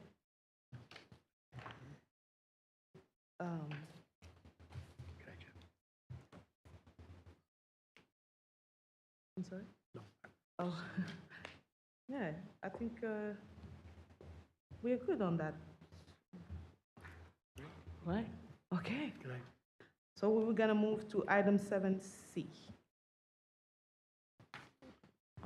Consider authorizing the Assistant City Manager to sign an agreement for homeless services in Rohnert Park for fiscal year 2022-23 with Unsheltered Friends Outreach for direct support services to unsheltered persons in the amount of $36,000. Council, you may remember during your budget work sessions, the contract for Unsheltered Friends Outreach came up, and a couple council members talked about making some changes to the language in the agreement, and staff made an offer to you to come back and have a discussion about that. And so that's what this item is about. And our homeless services person is, I think, on vacation, so Jenna is going to present this item, and she's our housing administrator. Thank you, Darren. Good evening, council. This should be a fairly straightforward one because we did talk about this pretty extensively in the budget workshops, but like Darren mentioned, we wanted to bring it back to talk about some of the specific questions and concerns that were raised in that process. So by means of background, not just for council, for the general public, in January 2021, the council added services for the unhoused priority issue. July 2021, the current fiscal year that we're almost completing, the council opted to fund UFO, Unsheltered Friends Outreach, with $36,000. And then in April of this year, during the budget workshop, the council approved again the same amount for the upcoming fiscal year starting this Friday, July 1st. Oops, jumped ahead one. Summary of changes, and this is also, we included a red line of the scope of work in your packet if you want to get a little granular, but just high level, the summary of changes that we've made between the upcoming scope of work and the proposed contract over the one that we currently have is to increase the administrative allocation from 10% to 15%. This better reflects what UFO's actual administrative costs are. They've had to increase, they've had to get insurance to work with the city. They've had to, their costs have increased a bit. And 15% is a standard amount that we have with other service providers too. We also included some limits on gift cards. I think it's about $20 per person per distribution to ensure that there aren't large gift cards that are going around at one time. And then tracking expenditures by the types of service provided. This will help us be able to report out a little bit better about where the funds are going to, above and beyond just the regular meal service, the alternative meal service if someone has special dietary needs or is not able to be served during the normal meals. Housing supports could be costs, driving transportation to get people to an interview at a apartment complex, or could be getting people identification ready so that they can apply in the first place, relationship building, which there's a lot of stuff that falls within that, and then city priorities. Sometimes the city does ask UFO to provide some supports to folks to help encourage the right behavior, and that may mean instead of using a tarp that is not fire resistant and really unsafe, we would like them to use something else that is going to be safer. So our recommended action is to authorize the Assistant City Manager to sign the agreement with Unsheltered Friends Outreach for the upcoming fiscal year for $36,000, and I'm available to answer any questions you may have. Thank you. We have Steve Keith for this item. Thanks again. Much shorter report, awesome. But then I saw all the red strike-throughs, and I got a flashback from high school again, so I skipped towards the back. And There they were. one thing that that struck me was it appeared to be how it was written that the tracking documentation that they would share with the city the wording of it, at least the way I interpreted it, was that that would be directly connected to funding. If that is indeed the case, how does staff plan to audit those reports? That's all I got. Thank you. Do we have anybody else that wants to comment on this item? No? I'm going to turn to my colleague. Thank you. I know we're not supposed to answer public comment, so I'll just make a comment and maybe address a question. But I thought the reporting that we received from the UFO earlier this year was pretty clear, at least that I got from the city manager, what they were spending their funds on. Are you looking for something terribly more, detailed than that, or is that kind of what you're after here? Yeah, I think the tracking document itself may look pretty similar. They are tracking every single expense, and we review it every single month. But what we would include is a drop-down menu where they would choose one of those 4 things, and that would pool through to a dashboard where we could, have an easy picture showing a graph of how much is going into each category. And they're aware that this is what's going to be required? Yes. Right, yeah. So that's not a big surprise to anybody? No. Okay. I just wanted to clarify that. The other thing too is I like in your, under your scope of work, it says with an aim towards connecting people with housing solutions that will end their experience of homelessness. Instead of ending homelessness. They're not going to be ending homelessness, but they are going to be making a great effort to represent the city, and they're doing, I think these 2 gals are doing so much to help our unhoused citizens, and I think this is important that we keep funding this, and I appreciate the work that you've done with them to move this process forward. Thank you. Thank you. Thank you. Yes, thank you for the report. And UFO has come such a long way in the last few years, and I view this as the next steps as they evolve.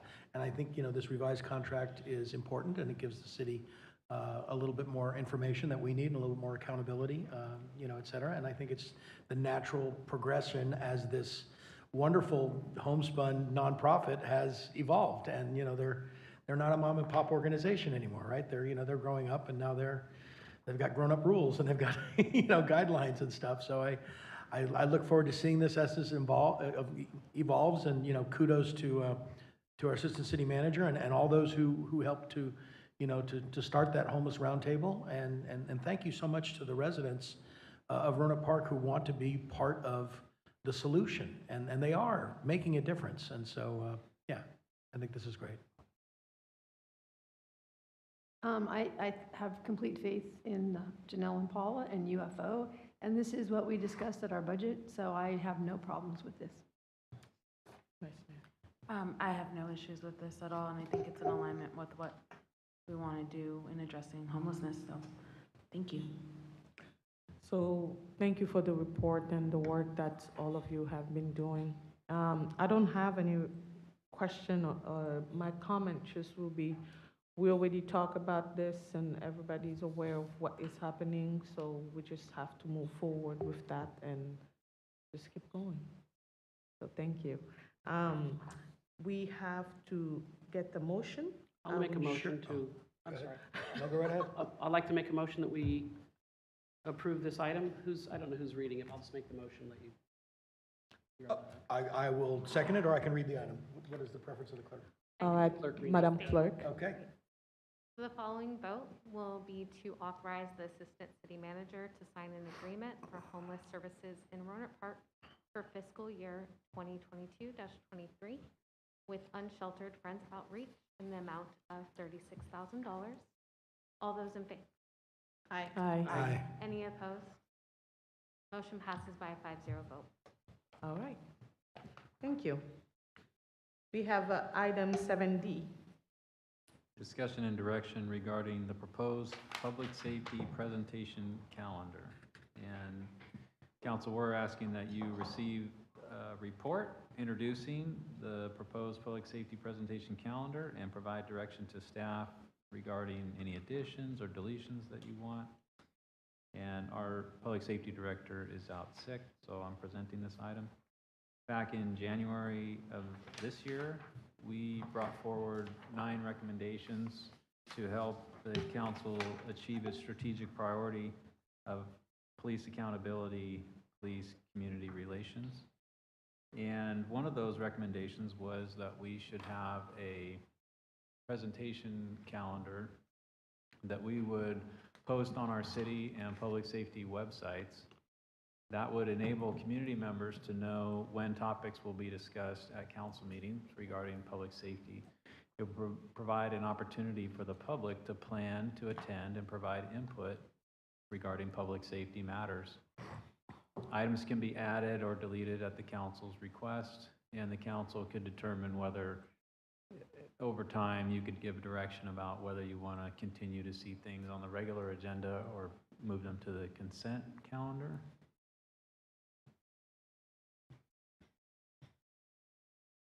And just running down the proposed calendar, in January, we would have a report on the Specialized Assistance for Everyone SAFE team.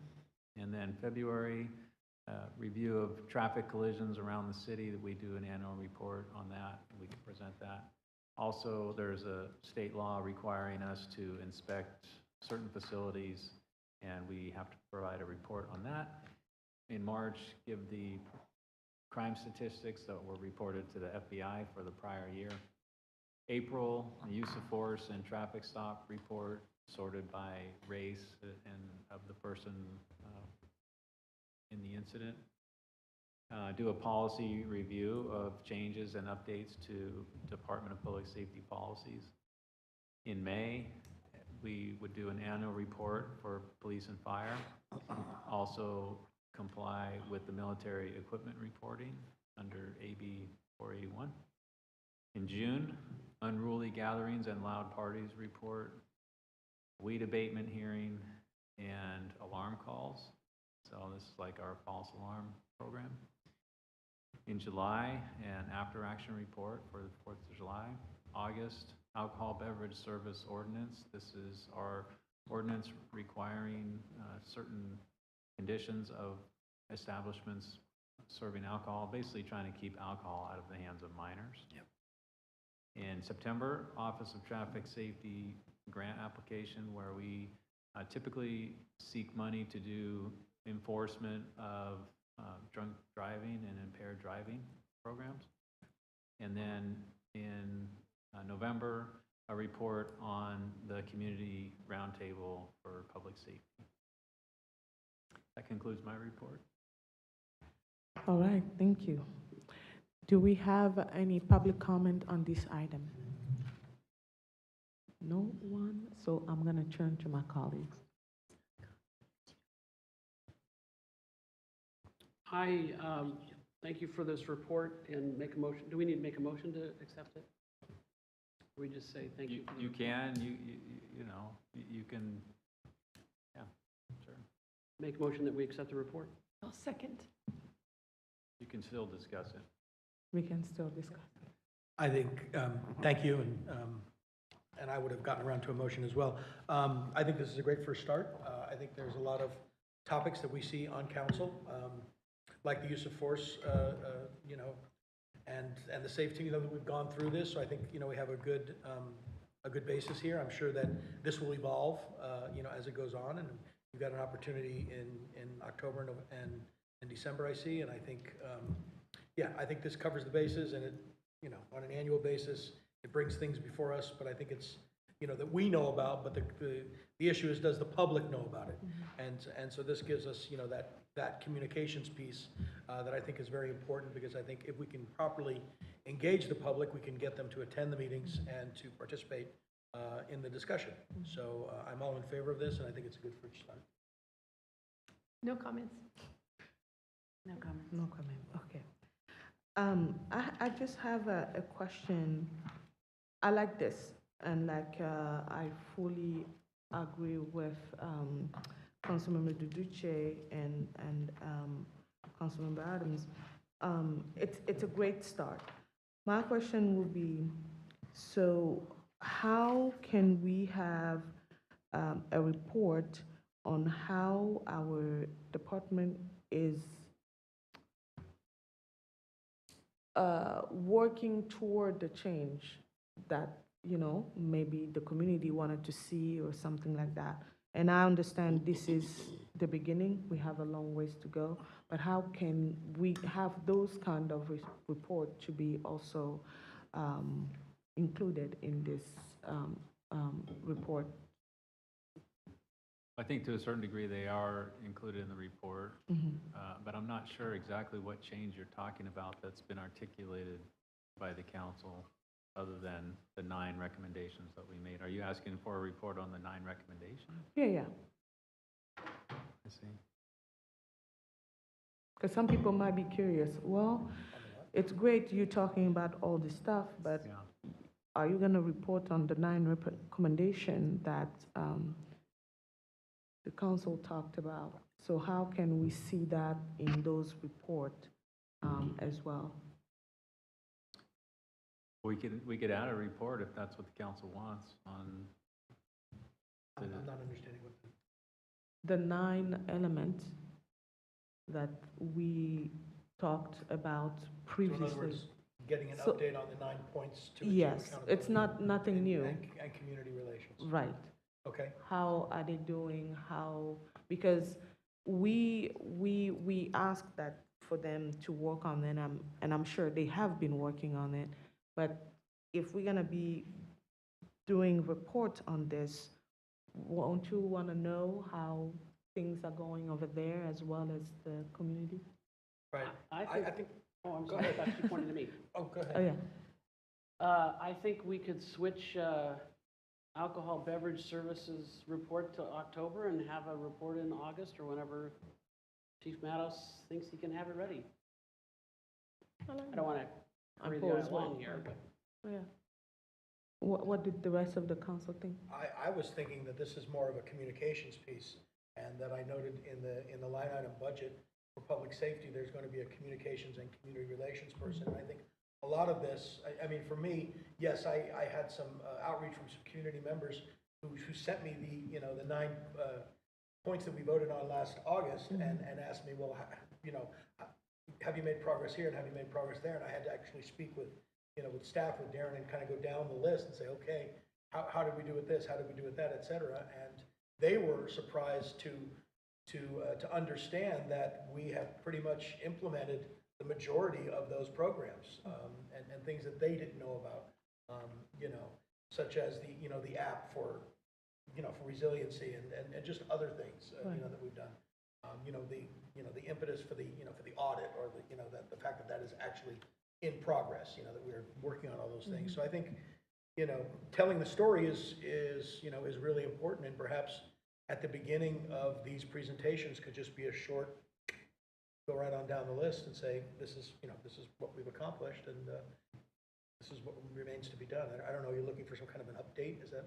No, just something for the community to know, okay, we had 9 points here, and this is what we have accomplished. It doesn't have to be, like every time they come, we can, like Councilmember Adams said, maybe in August, they just choose one thing, and then they come and do the report. So that way, the community see, okay, so they are following through. Right. And not, Yeah, I think it's a communication Why don't we thing. just move it to October where they don't have something, instead of moving? What a great idea. And just leave alcohol beverage where it is. And then that will give the chief plenty of time to gather the information. Okay. I can go with that. Is that, the whole council agrees with that? Yes. Yes. Okay. Okay, we'll add on October, and we'll think about the wording of it exactly, but update on the, 9 recommendations for police, community relations, and accountability. Yeah, okay. Good idea. Thank you. So we're gonna move to item, We did have a motion to Oh, we accept did. the report. Oh. To call the vote. So the following vote will be to accept the report. All those in favor? With the, Aye. with the amendment. With the amendment. Was there a motion in a second? Yes. There was Yes. a motion Right at the and a second. beginning, yeah. Yes. Any opposed? No. Motion passes by 5-0. We move to item 7E. Yes, Madam Mayor, I will take this item. Okay. I prepared the staff report. I have to say that there aren't many staff reports that I prepare that are actually make me sad. This one does, as I know it is making the council and the city, appreciate and feel the loss that we're going to feel for this man right here when he does retire. Yes. With that said, as you know, the city manager announced his retirement effective December 30th, 2022. And while we are all going to be very sad to see him leave, we also have to consider, council needs to consider, the process for recruiting a new city manager. This is a process that is handled, regularly in a lot of cities. I mean, there's always a city manager transition. I have, as you know, I've been practicing municipal law for many, many years, been a city attorney for decades. So I have seen this process play out many, many times. And I'm here to tell you, number one, that we will get through this process. There are a lot of different ways to go about recruiting for a city manager. Larger cities, much larger than Rohnert Park, do have an in-house, their own in-house HR department, which could conduct the recruitment. We do not have a sizable in-house human resources department to handle it, and our current human resources director is retiring as well. So that is not a recommended action. The other method which is most commonly used and what I've seen most often, is to hire a professional recruiter. There are many firms out there. I've worked with many of them. I know them all extremely well. They all, not surprisingly, provide essentially the same services. The cost is essentially the same. It ranges between $30,000 and $35,000. And the process for selecting a recruiter can also be done in several ways. And I've given the council 3 options for doing that.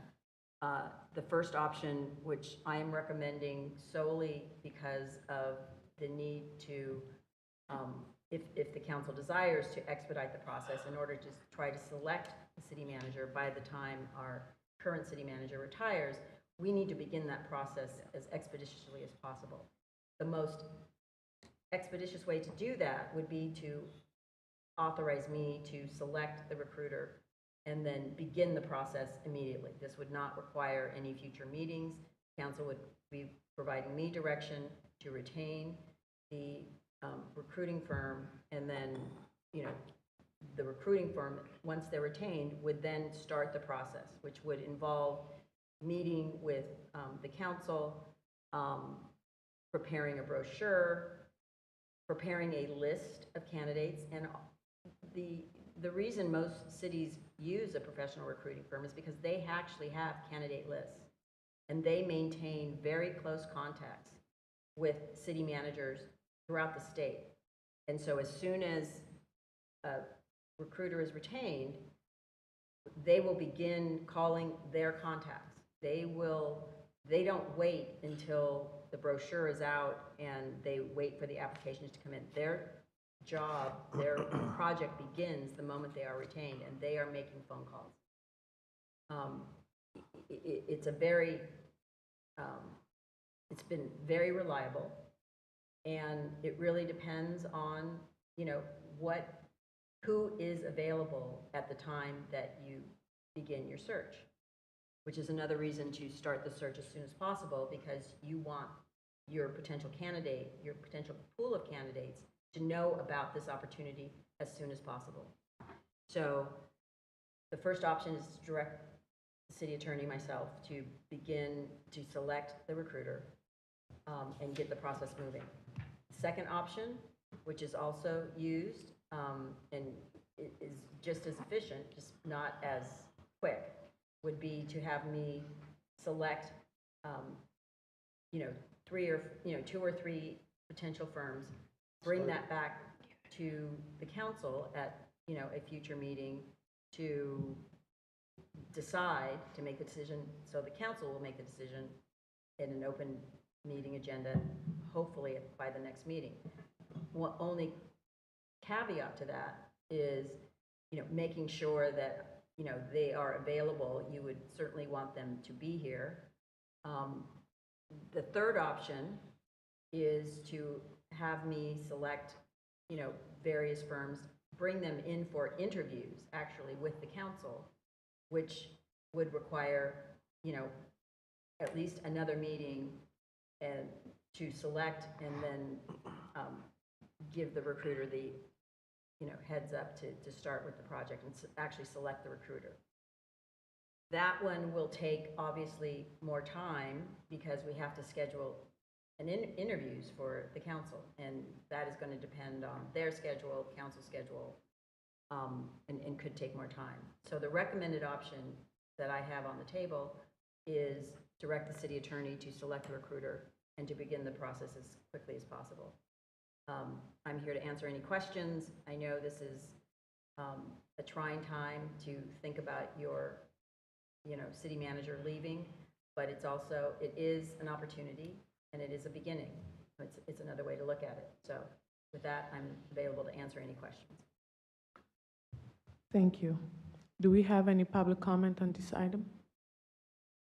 No, I'm going to turn to my colleague on that. I will miss Mr. Jenkins, and we'll have plenty of time to talk about that in days to come. But did anybody notice that there was a line item in the budget, 1000102063900 city manager recruitment? No. Did you just squeeze that in there while we weren't looking? That was almost mean. No, I'm just saying, I didn't notice that line. So, I should have, I should have added that the city manager is specifically not participating in this, so I would ask that you not ask him any questions, because under the ICMA rules. I didn't mean to. No, I wasn't, I just wanted, I meant to say that in the beginning of my staff report. There's a reason why the city manager is not providing this staff report, and it's because there is an ICMA, and I believe that's. Oh, you all should pick the new manager, not. Right. So I would support option one, direct the city attorney on behalf of the city, select and contact a contract with a professional executive recruiting firm on behalf of the city. Thank you. I too will miss Darren very much, but we won't get into that right now. But I really have treasured getting to know you, that is for sure. I'm also in favor of option one, and I think we should move immediately. Thank you. And I've been part of this process before with Michelle, and it's very efficient, and it works well, and she knows everybody in the industry. So I have total faith with option one. Thank you. What's going on? No, I was just here to respond to Councilmember Hollingworth Adams' question. So we do have a contingency item in the city manager's budget, and we will be using that. This recruitment. Is that a breath? Sorry for the interruption. Thank you. There's a man who knows how to take people seriously. He's watching the meeting. Thank you. That's impressive right there. Yeah, really. Very. Yeah. Incredible. He's following. Yeah. That's good. I'm thankful to have the opportunity to work with you. It's been incredible thus far, and so a few more months.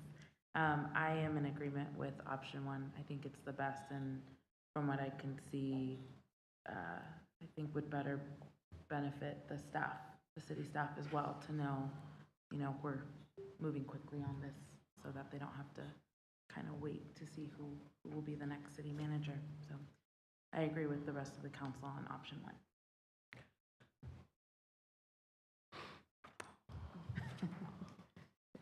Just say option one.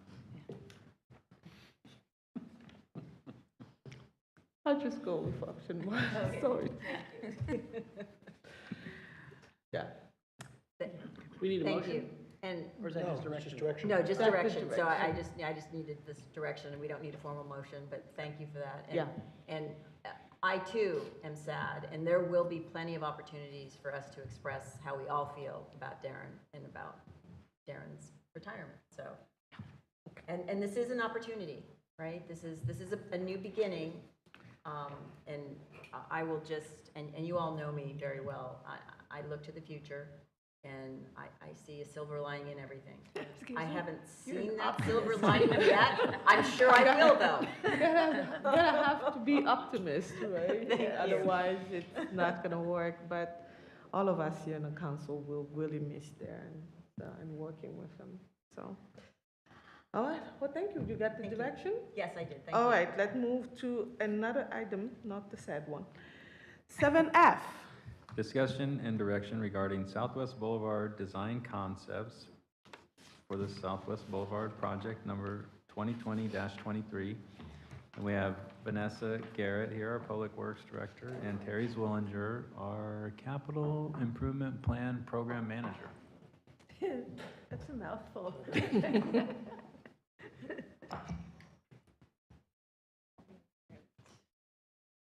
Right, well, good evening, Mayor and council members. Let's see here. Okay, I'll just jump right into this here. The Southwest Boulevard project is an improvement project for all users of the roadway. The project is located, as you can see here on the map, on Southwest Boulevard between the new roundabout at Commerce and the intersection on the other side at Adrian Drive. This segment of Southwest Boulevard is centered more around cars right now and does not provide a buffered bike lane for bicyclists. There is no sidewalk on the north side of the street, and there's very little green space. The city received a federal grant for $2,285,000 for construction, and we're currently in the pre-design phase and looking for city council direction and input on design concepts for this project. So examples of different design concepts include pavement rehabilitation, vehicle lane reconfiguration, bicycle and pedestrian improvements, landscaping, lighting, bus stop enhancements, and sound wall repairs.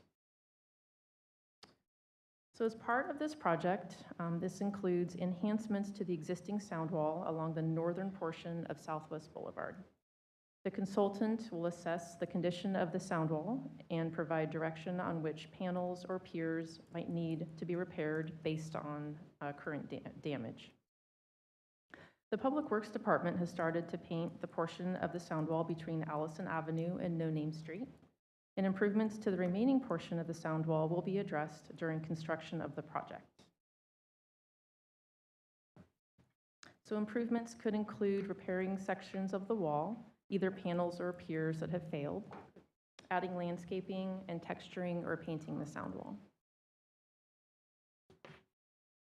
So gathering the public's input for this project has been a really important first step in helping inform the ultimate design of the Southwest Boulevard complete street in this area. City staff and the consultant held an in-person meeting with the city's Bicycle and Pedestrian Advisory Committee, the BPAC, on March 28th to understand their thoughts about bicycle and pedestrian safety and their design considerations for the bike and pedestrian experience through this area. On April 27th, city staff and the consultant hosted an online Zoom community workshop, and 22 participants attended. Those participants asked about the sound wall, crosswalks, and the intersections at No Name and Adrian, lighting, and driveway access to the shopping centers. And then staff worked with the consultant to create an online survey to gather community input. We had 35 community members take the survey, which are pretty impressed. And the full results are in the attachments in your guys' staff reports. Generally, the survey found that the majority of folks drive through this roadway segment with others, so not just solo. Respondents felt somewhat uncomfortable walking or biking in the area due to speeding or distracted cars and preferred that a sidewalk be installed on the northern side of the roadway. So in case you're not familiar, the existing street layout consists of 4 lanes of traffic, so 2 lanes in each direction, a sidewalk on the south side only, and striped bike lanes on both sides of the street. So now I'd like to turn it over to Vanessa Garrett, who will discuss design options for improving the roadway. Thank you. Thanks, Terry. So as mentioned earlier in the evening, the road segment was over-designed for vehicles, and so this is an opportunity to reduce vehicle lanes in favor of more complete streets concepts. So design option A, and I have a layout of this too that we can look at. It includes reducing the lanes down to 1 vehicle lane in each direction on Southwest, adding sidewalk to the north side of the street, and then having fully separated bike lanes on both sides of the street. So this is what option A would look like. To the left is the westbound portion of Southwest Boulevard and the sound walls there. And then to the right is the eastbound portion. So it would be separated with some stormwater treatment features. So the roadway and the bicyclists would be fully separated, as well as the pedestrians on both sides of the road. And then there's an example below of what that fully separated bike lane could look like. And then design option B includes similar features to option A, with the main difference being the bike lane. So this concept has a 2-way bike lane on the south side of the road, in addition to sidewalk on the south side of the road for pedestrians and sidewalk on the road. It would be around a 12-foot wide bike lane to accommodate both directions of bicycle traffic. And those bicyclists would want to, if they would want to stay on the north side of the road, they could still share the vehicle lane with vehicles, or they could choose to go on the south side of the road if they wanted a fully separated, bike lane to go on. So this is design option B, with the main difference being there's no separate bike lane on the north side, and there's a 2-way bike lane on the south side of the street. And then design option C is the most similar to the existing roadway alignment. This keeps 2 vehicle lanes in each direction. It does still add sidewalk to the north and replaces the existing bike lane with some striping, at least, that would give it, the bicyclists, like a 4-foot buffer in between the vehicle lanes and then the cyclists. So this is an example of what that looks like. It's mostly striping, and then adding some sidewalk to the north. And then our recommendation, based on, getting some community feedback, and then looking at each of those kind of design concepts, would be a hybrid of design options A and B. So we do recommend reducing the number of vehicle lanes from 2 to 1 in each direction, adding sidewalk to the north, having a bike lane on the north side of the road for some cyclists to use, and then having a multi-use path, so a pathway for both pedestrians and bicyclists to go in both directions on the south side of the street. So this is what that design concept would look like. It allows for some additional landscaping between the sound wall and the sidewalk on the north side. It pushes the vehicles to travel sort of in the middle, with fully separating the cyclists and pedestrians from the vehicle traffic. Excuse me, before you go on, could you just go back and show us A again? Sure.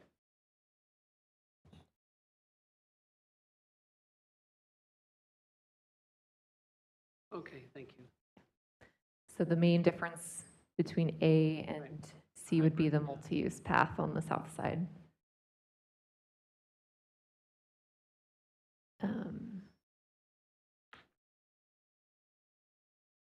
And then we're still looking at the intersection concepts. So we do have No Name Street and Adrian Drive as part of this project.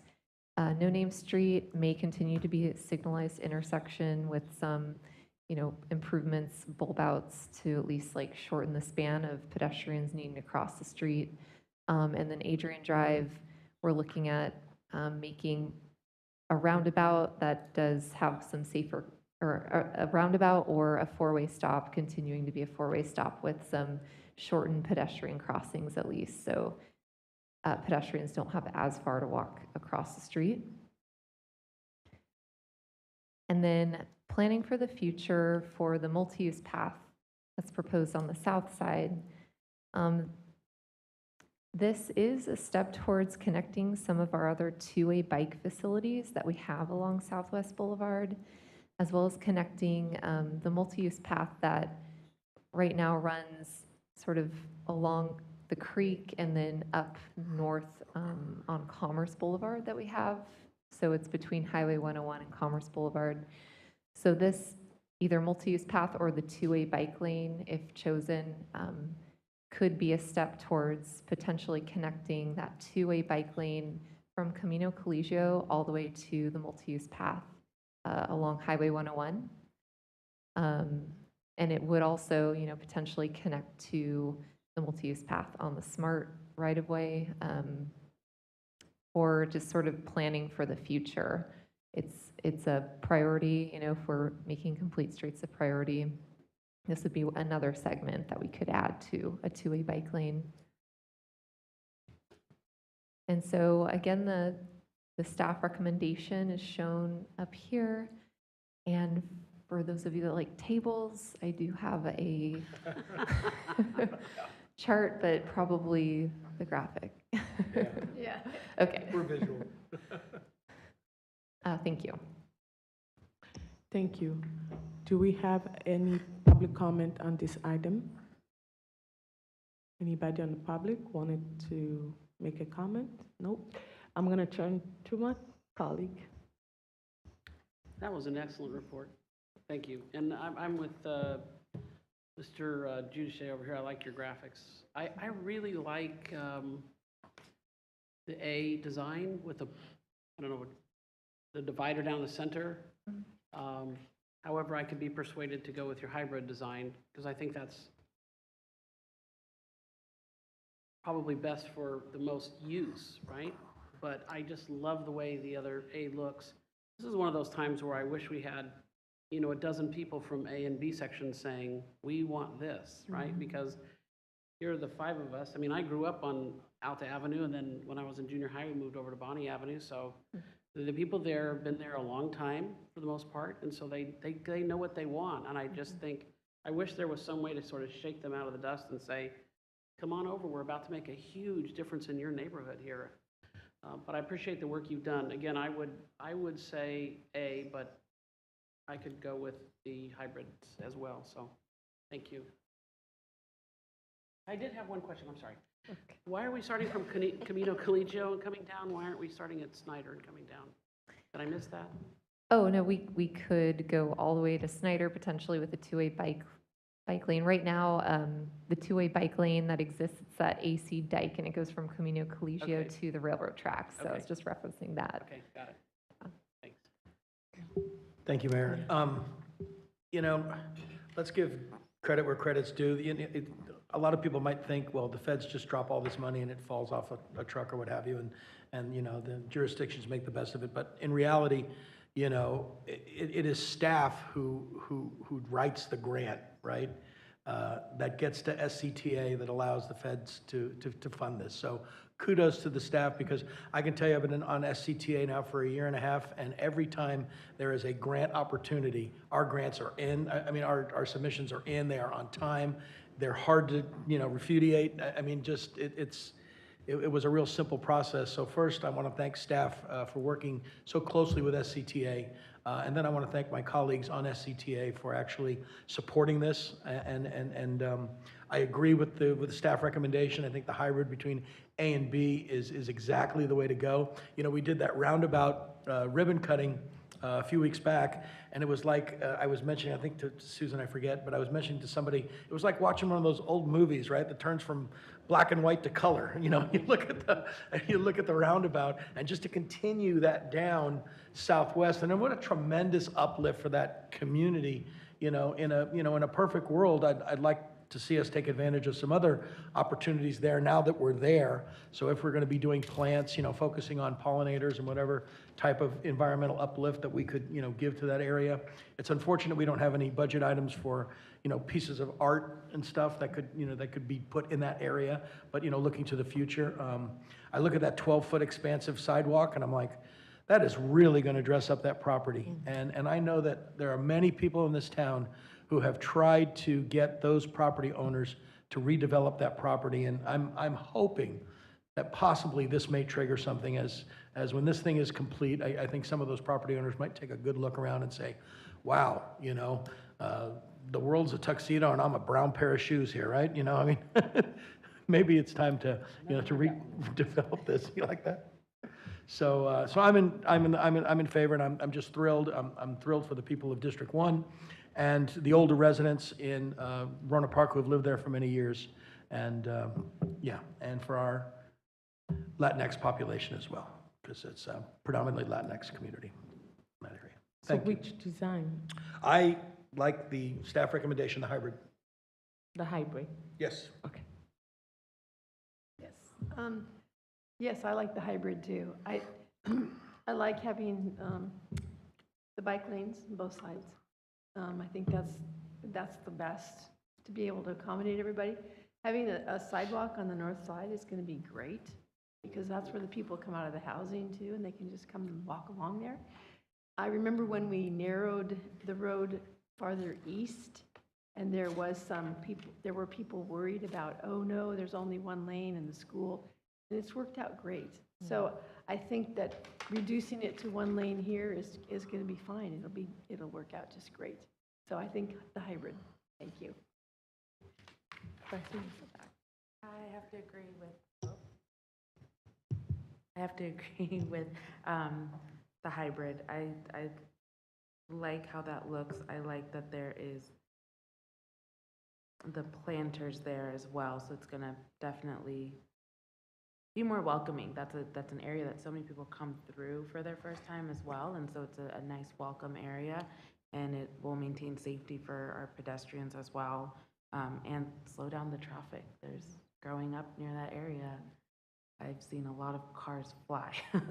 And reading through this, I also liked that, I know it's just in speaking of the intersection of another kind of roundabout potentially over on Adrian and Southwest as well, because there have been many a times as well that I'm about to go, you think that the other driver kind of knows and someone else comes flying down, and so I think that this is going to look incredible.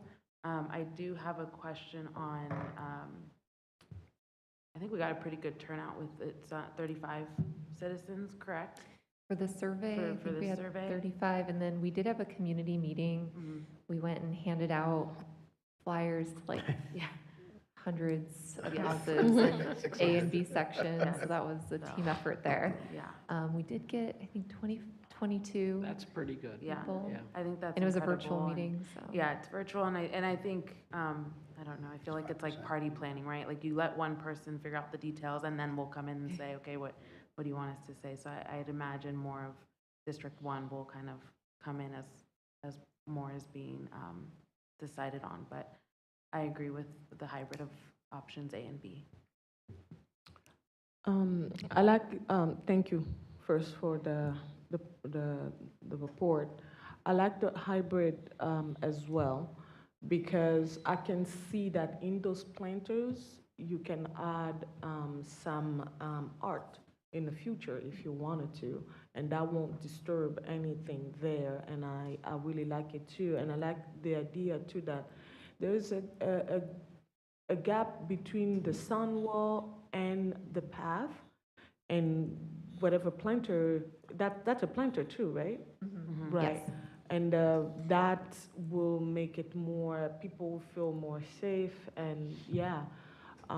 Yeah, I use that lane going to my kids' school, to work, a lot of mornings, and yes, people really fly, and that will really force people to reduce their speed, and also think about other people. So I like that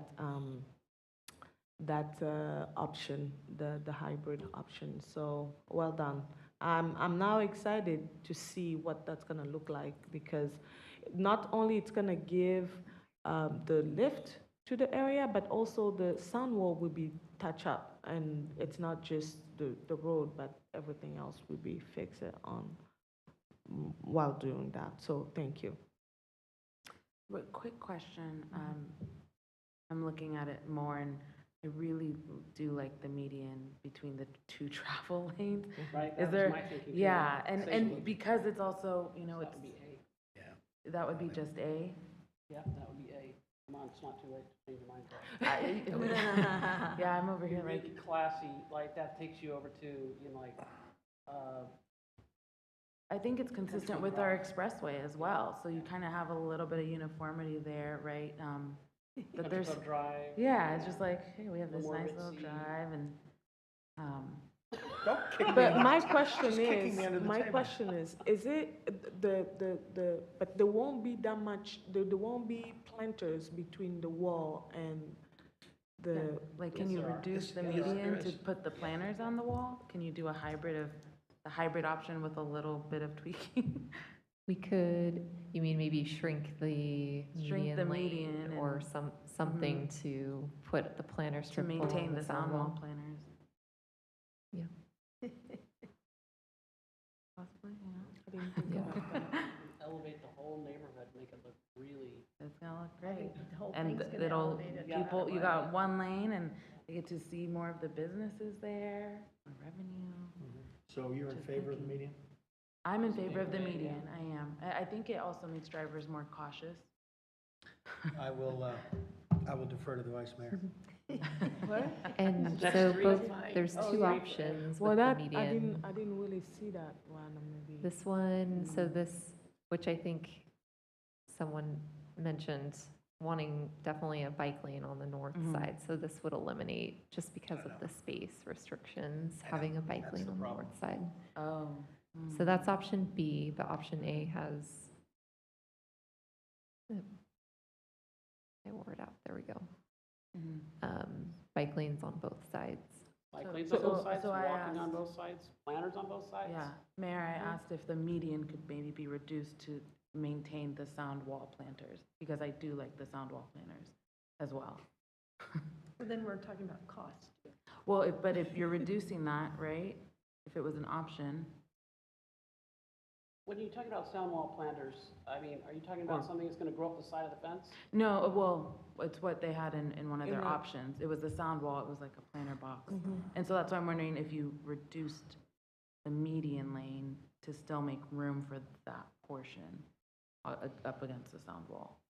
I'm wondering about, just, let me Go ahead. I'm wondering about the feasibility of, so where's the planter? It's not up against the wall, right? It's just. No, it's in the between middle. Okay, right. Between the cars and the pedestrian.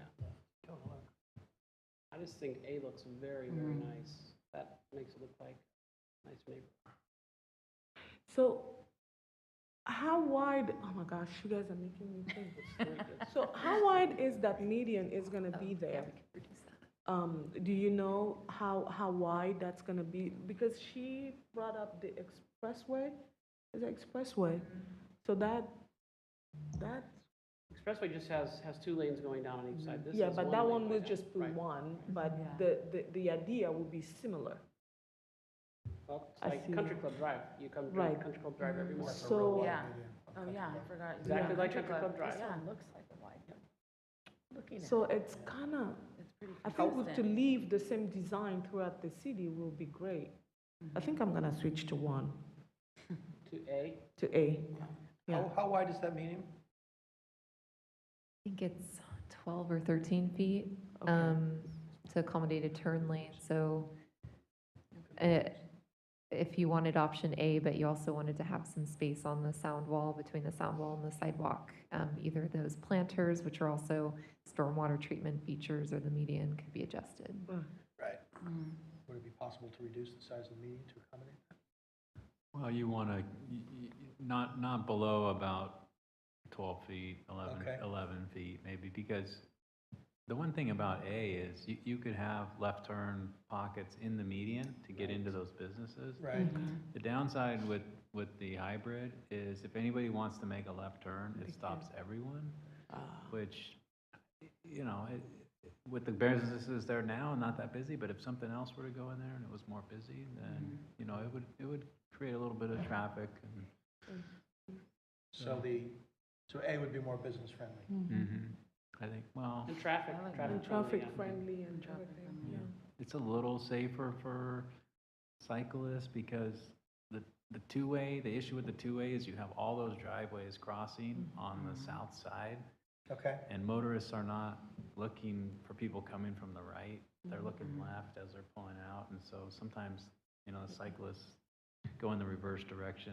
It can be a little bit concerning. That's a nightmare scenario. is All right, you sold me. Turning out this way and having a guy come over the other way. Yeah. So option A is You got the one? that would We drive got right now. 4.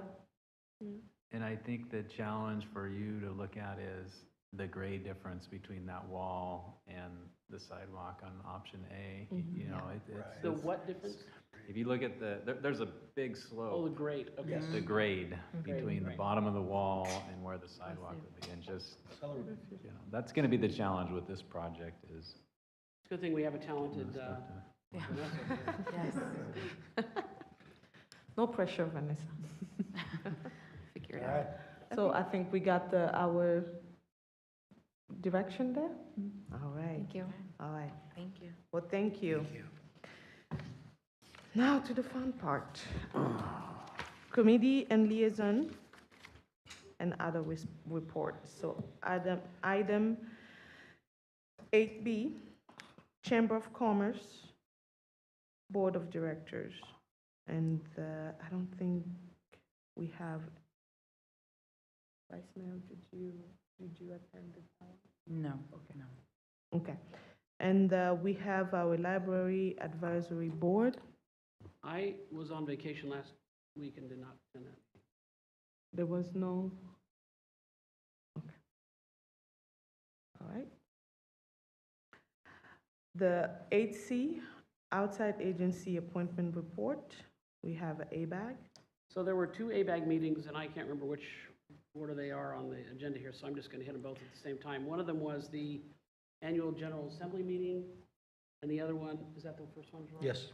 So the big important thing from that meeting was to let people know that there is technical assistance for cities wanting help with helping to figure out how they're going to meet their RENA numbers. And I mean, really, the name of the game is planning. I mean, you'd have no idea how many Nobody's going to times. make their RENA numbers. What's that? Nobody's going to make their RENA numbers. Well, some of them are gonna come close, like us who plan, right? I mean, there's so many times where I wanted to stand up and say, we're successful because we planned. We made a plan and we've stuck to it. And we're gonna be successful going forward for the same reason. But that there's this technical assistance available to cities and communities in Northern California who wanna be able to call the ABAG offices and get help. That was the important takeaway from that. Okay. I'm going to read my report here. All right. So for the mayor and council member report, we had 2 items that was on the floor that day. One was the committee supported SB 940 by Laird, which will update the definition of new construction for the purpose of local mobile home rent stability ordinance and exempt newly constructed mobile homes park for local rent stability ordinance for 10 years. And also, the bill were discussed it, and but there was no action taken for that day. And we also had the bill Assembly AB 2878, and that is Agia Curry. And this bill, it's about, will establish the forest waste biomass utilization program to be administered by the Board of Forestry and Fire Protection, BOF, and then a Joint Institute for Wood Protection Innovation to develop an implementation plan to meet the goal and recommendation of specified statewide forest management plan, and to develop a workforce training program to complement workforce needs associated with the implementation plan. So this bill was a little bit complicated, and I stayed away from taking any action because it talks more about the biomass, the forest, and there were some cities that were for it and some that weren't. Like there wasn't any consensus on that bill, and I wanted to bring it back here to the council so that we as a group can look into it, and if we feel like we're gonna support it, I will get the okay from all of you. If not, a lot of CD like us, Sebastopol, I believe it was Petaluma stayed away from participating because they weren't sure about the whole thing, since it's mostly for the northern side of the county and the forest. So, and also, we agreed as a group to keep our virtual meeting format going forward. We hope to meet in person annually, and that was my report for the Mayor and Council Member Association. And we have zero waste. So I was gone on vacation, so Vanessa actually attended, and has the report. She's back. Thank you. So I attended the Zero Waste Sonoma Board meeting on June 23rd via Zoom. The board voted to approve to continue meeting via Zoom through findings under AB 361. We also approved the purchase of over 10,000 organics countertop pails for residential distribution for a total amount of $77,000 through a local assistance grant that they received through Cal Recycle. The board approved a budget amendment of $2.5 million in grant funds to implement a youth workforce development program, which Zero Waste Sonoma is partnering with the Conservation Corps North Bay on. So that program focuses on providing 84 young individuals with training in the fields of food recovery, collection and disposal of hazardous and illegal dump materials. We also discussed issuing an agreement amendment with Cold Creek Compost. So they are a compost facility that is requesting an amendment for receiving and processing Sonoma County's organic material. So the owner gave a presentation on the difficulties of keeping the facility operating at its current rates, and the board discussed options for how we would handle the over 28,000 tons of organics that are currently going to that facility. So we gave staff direction to proceed with the agreement amendment as long as it was cost neutral to the alternatives, which involved hauling the material to another location and processing it there. Thank you. Thank you. Next, we have a bag. Okay, so the item, the takeaway for the executive board meeting was a potential 2024 regional housing measure. It's going to be studied by ABAG and MTC. This one is lottery winnings on steroids funding amounts. And we're talking about raising $10 billion in bond funds, to which $282 million would go to Sonoma County, with an additional $121 million going to the city of Santa Rosa. There's be studies, and basically what the recommendation was to have an ABAG housing committee go and collaborate to decide if this is something that we want to take on for November 2024. That's a lot of money. Get on that committee. This is the committee to decide if we want to put something on the ballot, not the do we want the money. I'll be sure and get on that committee. All right, next we have Golden Gate Bridge. Thank you, Mayor. So we met via Zoom for the first time, no longer teleconferencing on the 24th. So I actually got to look at my fellow directors, which I thought was an improvement. Still haven't met in person yet, but at least I got to see their faces. The board approved a bid to start dredging at the Larkspur Terminal, the ferry terminal, starting the week of July 5th. The work on the suicide prevention nets is progressing, and we are currently installing the support arms. The netting will be next. Angel Island ferry service is going very well, above expectations. Lots of tourists are taking advantage of the service, and it does a nice thing in that it helps us backfill the San Francisco terminal, so that's great. Our ridership is still greatly reduced, and so as a consequence, are our services. Bus ridership is still down 60%, the ferry down 64%. Bridge traffic remains depressed, down 20%, but during commute hours, and very telling is that we're down 30%. So we continue to add services as the demand increases, and we hope to be able to hire more bus operators in the near future. So we're basically down bus routes from 360 at peak to just over 90. So that's how far reduced the bus service is. So it's not all roses. And the last thing, and you'll appreciate this, we approved the renewal of all of our property and liability insurance. Oh boy, the costs have literally doubled. And you know, many insurance providers either pulling out of California entirely or not writing the type of insurance coverage we require. So you know, this required us to do a little budget adjustment as well to accommodate that, and that ends my report. Thank you. Next, we have LAFCO. LAFCO, we approved the budget today.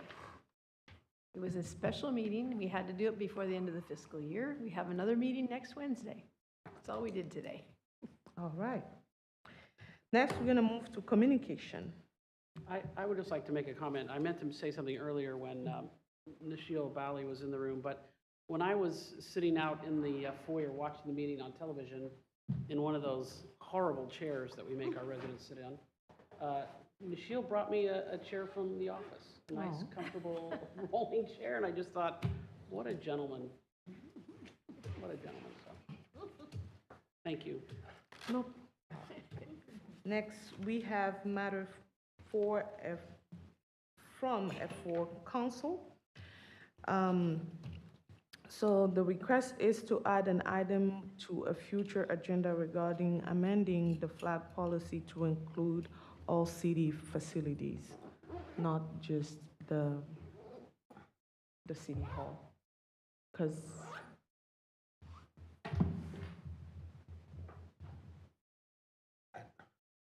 Can't talk about it. no, but we need. But is there another council member who wants to place this on the agenda? I'm happy to talk about it as always. Not sure, you know. Well, it's tough to make a decision when. Maybe. Well, no, I mean, the issue is, we just need one council member to say, yes, I would like to discuss this at a future meeting. Okay. Yes, I would like. I'm okay to discuss it. Okay. All right.